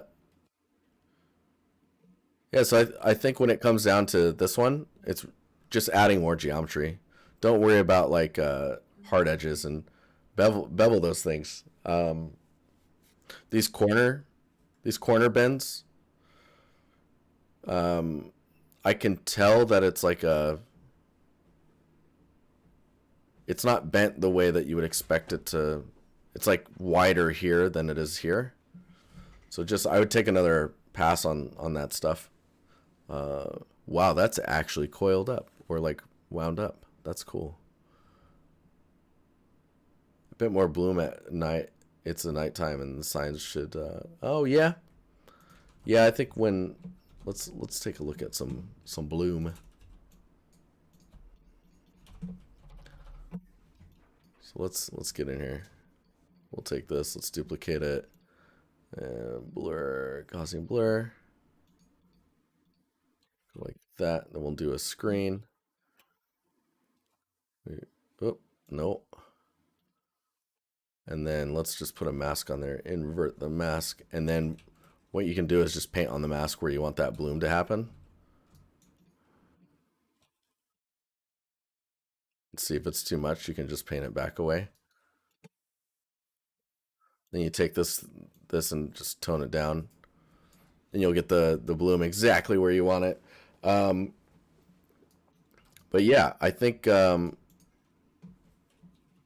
it's a lot to do with hard edges, making sure there's nice bevels and the lighting looks nice going around the edges. Like this counter looks great with the edge there.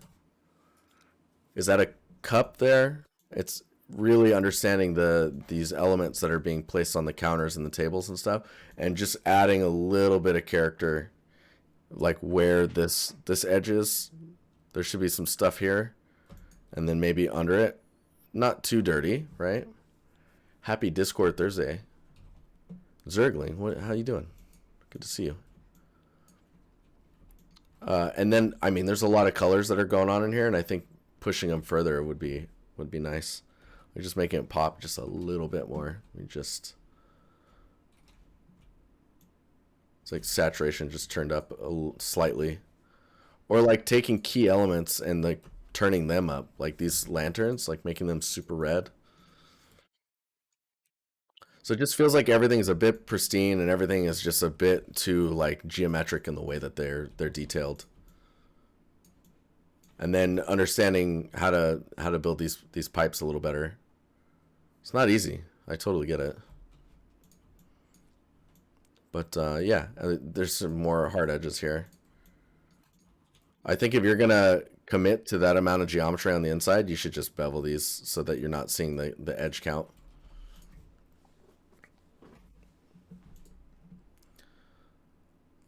This also feels a little strange to me, the way this is flowing.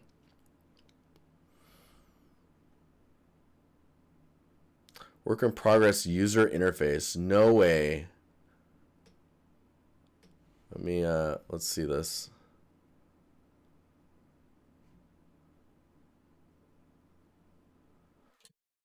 Man, I don't know what the user interface looks like normally.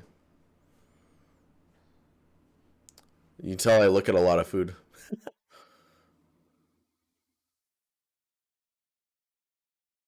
No, that's no problem. Do you have any imagery of like what it looks like normally? Because this is just character select screen, right?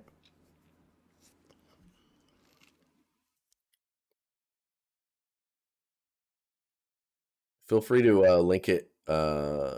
Maybe edit your post and just add a link to it. So it's character selection menu concept. I mean, overall, yeah, you got the teams here. I think of the teams where like you really want to emphasize the groups, right? Attackers, defenders. You want that text to be huge. So like for example, if we just grab this and we go in here, this is cool that we got some UI stuff. I like it. So you want this here like this, right? I mean, maybe I'm a big fan of the whole like perspective stuff, you know?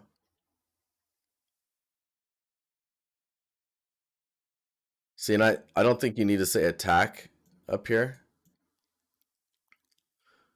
What you'd say is like maybe like quick play. Let me grab this as well. So if you took this and scaled this up here, because this is the things people care about. Okay, attackers, defenders, how long till quick play, or how long till what, and then you know like okay, it's quick play.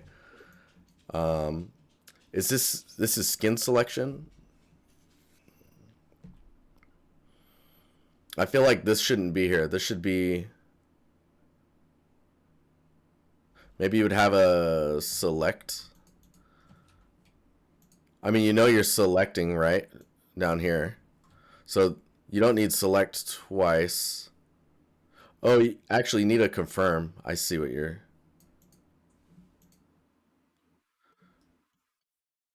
doing here. So when you select that, it's like you've locked into the character. I think if you made the select, maybe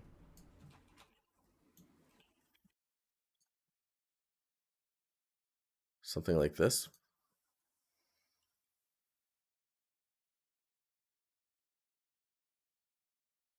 I think here. So if your select was like this, then you could do skin selection. Could actually be down here.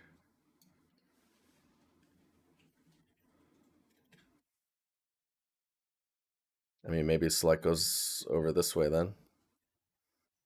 I don't know. I like the way you have them divided up here though, and with the everything being framed like this, maybe it makes more sense to do it like this.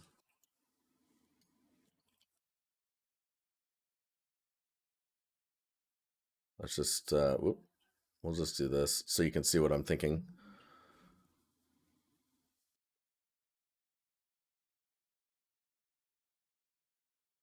Oh yeah, Eric, dude, the birthday was dope.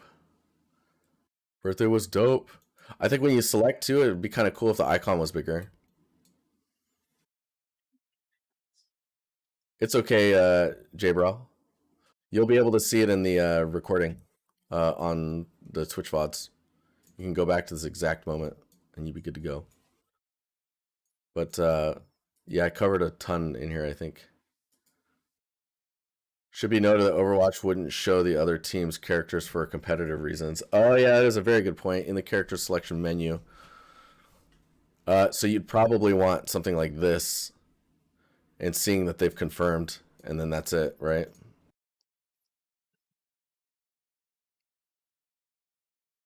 Oh, you paste the original. Yeah, see, there's I totally get because it is anonymous, right? And you're only seeing who's being selected in your team. This is really interesting. With like, oh, you're only filling the tank role, so these are the ones that you work with. When we look at what you're doing here, they're being darkened when they're already selected. When I guess it's probably easier to read like grayscale. So they're either colorful or they're grayscale. But yeah, cool. I haven't really critiqued UI before. That was cool. David, let's go. Okay, so give me the community tag. Thanks for posting that, Jabril. The Lab by David here. This looks cool. This looks pretty nice. I think the trees are a missed opportunity to have some other color pop through. Wow, this is a large space. So your base colors look all right. They're not like crazy or anything. Ceiling may be a little dark, but you can see how like in the detail lighting how dark the ceiling is here, but in the detail lighting how bright it is. So your albedo is really pushing the ceiling down in brightness. Might be intended as well. So nice modular kit. It's a great way of displaying it. Look at that trim sheet. So the things I'm noticing here is like a lot of the shapes are very simple. You have all the core concepts understood and you understand how modularity works. Now it's a matter of like getting the scale. You see the scale of the bolts on the ground, the detail, the normals here. If you use a detail normal, you can go further with that.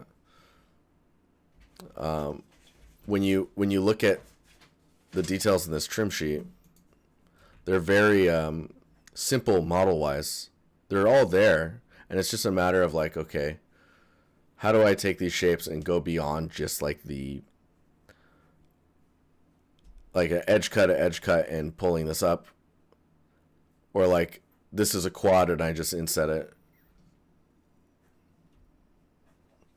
Oh, making them a little bit orange just brought everything together. Oh, I mean that's fair. See this tree feels really good, and I think here I want the trees in here. I want them to be this color. Here it feels like you didn't know what to do with the floor is what it looks like to me. So it might be a matter of understanding modular wise what you could do with the patterns on the ground in order to kind of like make it feel like a space. And there doesn't always have to be stuff on the ground either, right? Like maybe this whole inner area here could be pretty flat. And then here is like the patterns that show that, oh, you're walking down this way.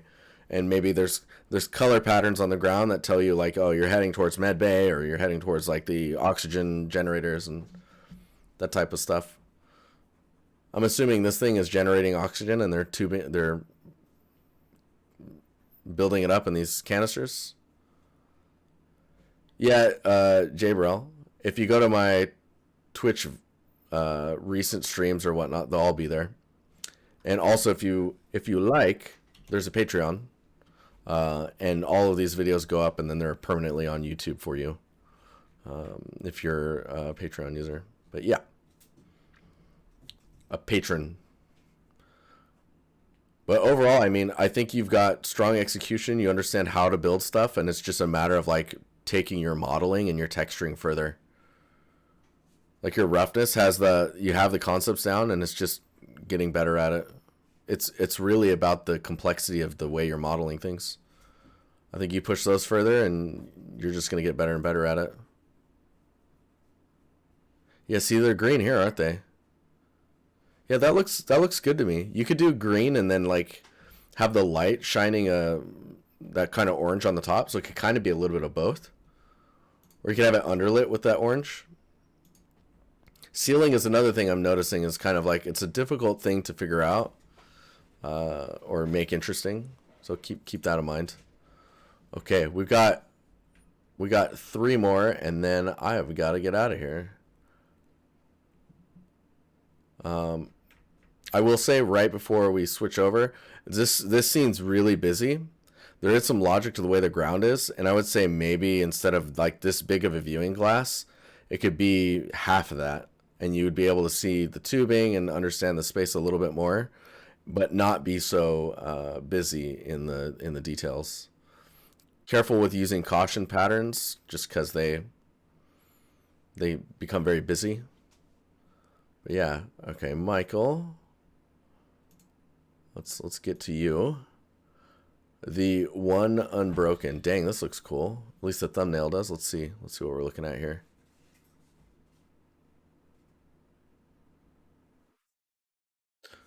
Okay, so the camera movements are really interesting. Dang, that is sick. That whatever that is behind the character, that is really cool. Hang on here. That is awesome. That layering, really cool. So the camera movements in here bug me. It's just like it's rotating and then it stops, and you're like, why did it stop? What am I looking at?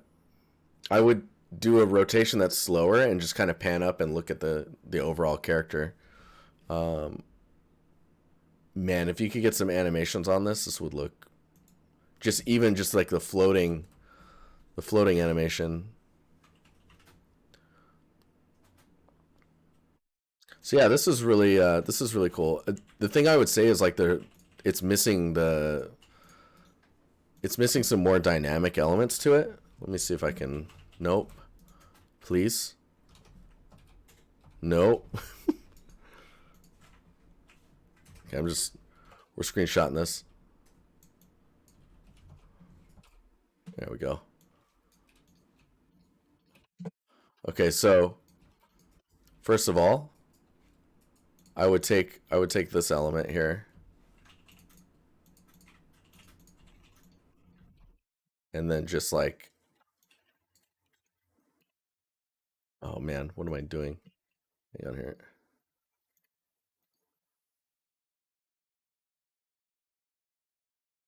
Take this, not necessarily scale it up. I'm gonna just shrink this down like this. You want? I think longer is interesting, right? And in that nature, I think you would take elements like this. Oh man, come on! I'm getting tired. I'm like failing at simple. Like this is to me is much stronger.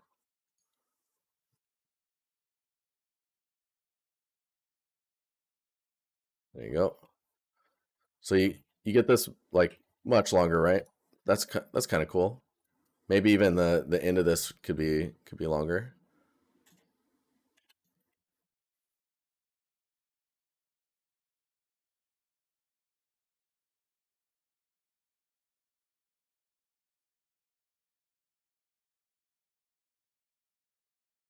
Oh my god. All right, screw it. We're keeping it there.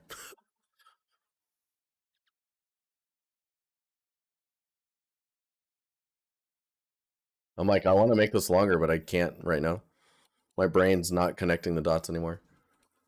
We're going like this. There we go.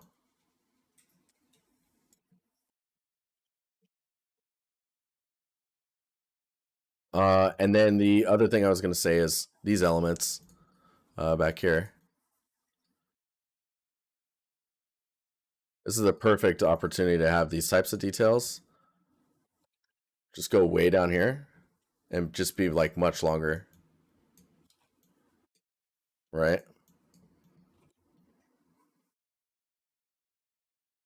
Because then you get a much more dynamic, yeah, you get a much more dynamic silhouette. We'll just do this. We can do it this other side too. I'll just dupe this and rotate.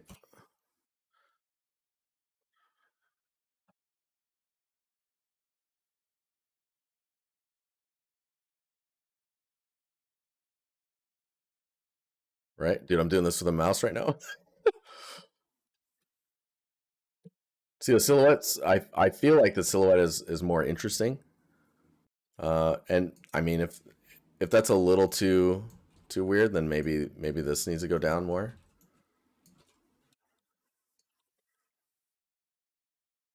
We'll just don't mind the transition there. But some serious frostbite. That's why she's floating. She can't walk anymore. But she's so cool. Dude, I would just take this ring too and just like make it like that big, you know? Just go like way out here. Yeah, some small shards, kind of like this one.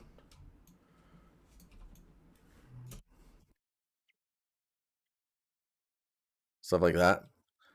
I I like the shards being around the weapon, so but it's a cool character. I think getting the panning around it and thinking about the silhouette of the character overall is how do you push that over the it's how you push that over the edge. Hopefully that was helpful. Execution on the quality is really good though. Okay, two more. All right, let's check this out. Ooh, I like the text presentation already.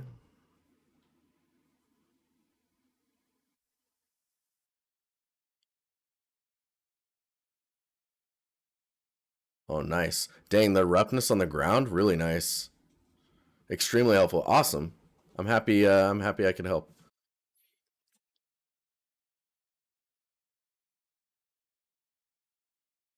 Yeah, this looks good. Have you guys just been putting up with my voice cracking and stuff in the audio? Try. I wonder what the heck is going on.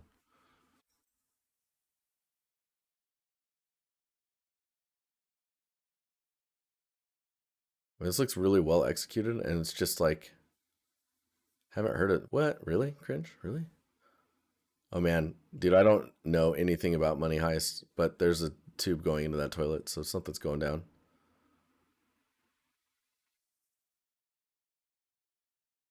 Some of these angles are like this angle is cool, but it feels like the shot's going somewhere that it doesn't need to show. So like as it pans away from that, maybe it could just blend, like fade to see instead of stopping, fade to this, and it doesn't have to start and stop with depth of field on and off. Just go for it. Just go from shot to shot. This is pretty well executed. Dude, the materials look really good. Trash can feels a little low poly. But yeah, floor looks nice. Could use a maybe a some water droplets around here and a puddle or something. These materials look pretty good. Maybe they're a little sharp in the geometry, but it also kind of looks like it's the design. Dang, that brick in the background looks good.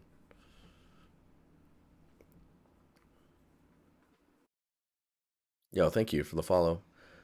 Yeah, again, thank you for follows, all the subs, the gifted subs. That was really nice. This feels separated somehow. Like these are two separate things. Oh, yeah? Oh, nice.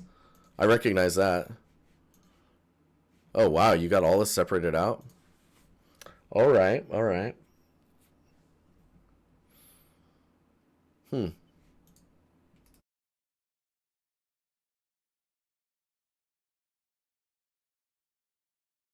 Yeah, that's pretty cool. Yeah, there's a lot of character in the roughness. Well done. Well done. I will link this in chat. And we'll go on to the next one. I don't have too much to say on that one. Feels pretty good. I guess I need to see the reference. Okay, last one. Pedro. First of all, Pedro, thank you for the Twitch sub. Much appreciated. You're a nomad. Why are you a nomad? Hang on here. We got a community you. Here you go. So this looks pretty cool. Everything's quite warm. I think maybe if the ceiling was something different, I would look at interior design just to understand like what, like how this stuff is kind of sorted. Maybe a long rug that goes down the hallway. This got some creepy vibes to it. Dr. Growl, hey, no problem, dude.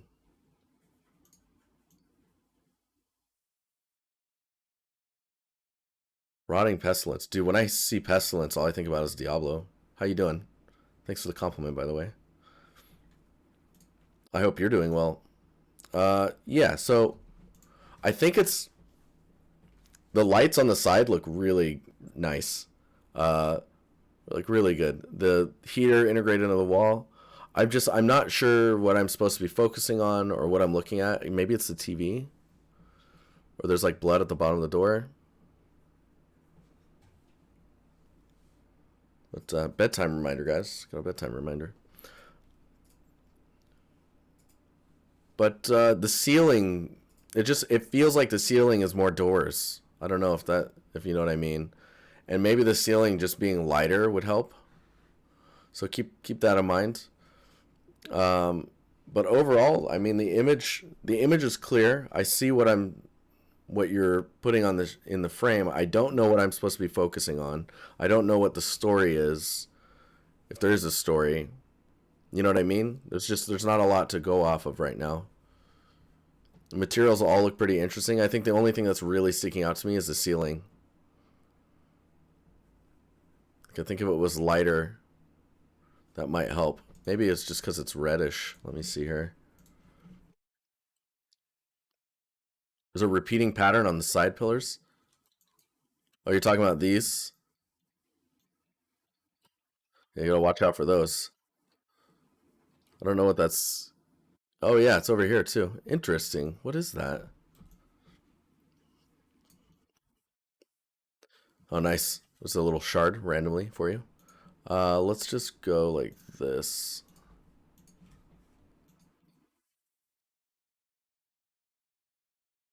Let's try this out really fast.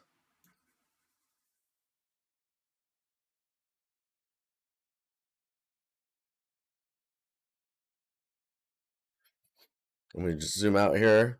What we can do then is play with some colors. Maybe no color. We zero that out. Maybe we kill the color there. Maybe we lighten it. Actually, if we remove the color and then we do something like that. Hmm.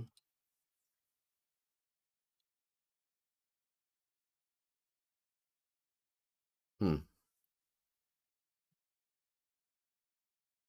course, you need to blend these back in, but that's kind of interesting. Or maybe it needs colorize.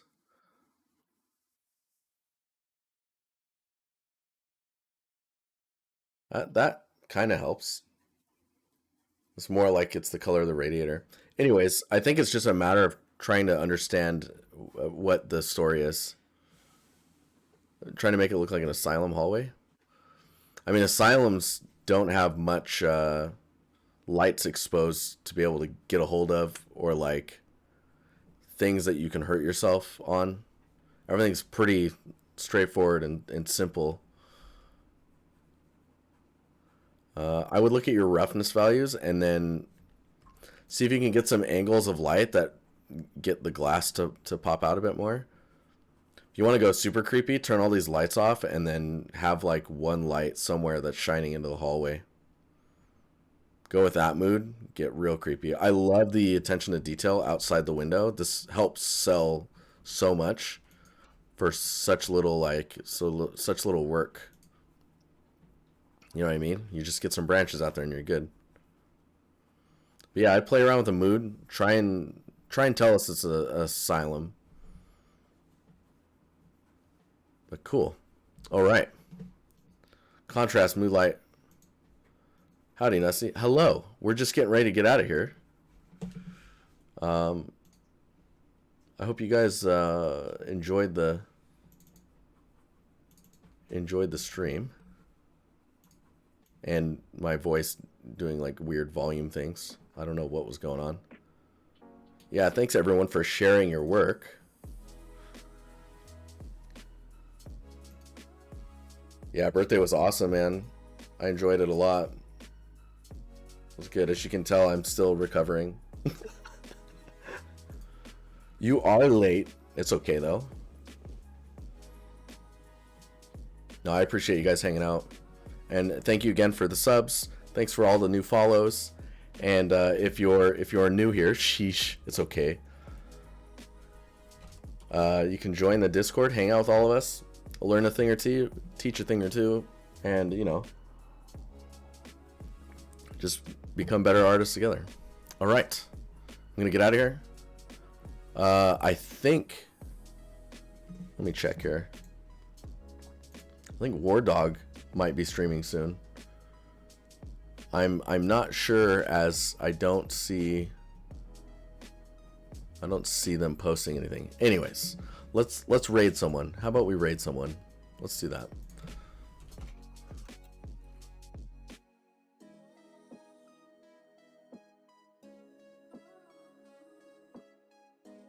We can go to oh yeah, dude, we haven't been in here in a little while. Let's raid Crimson. Crimson's been working on a game as well, so good times. Show the support.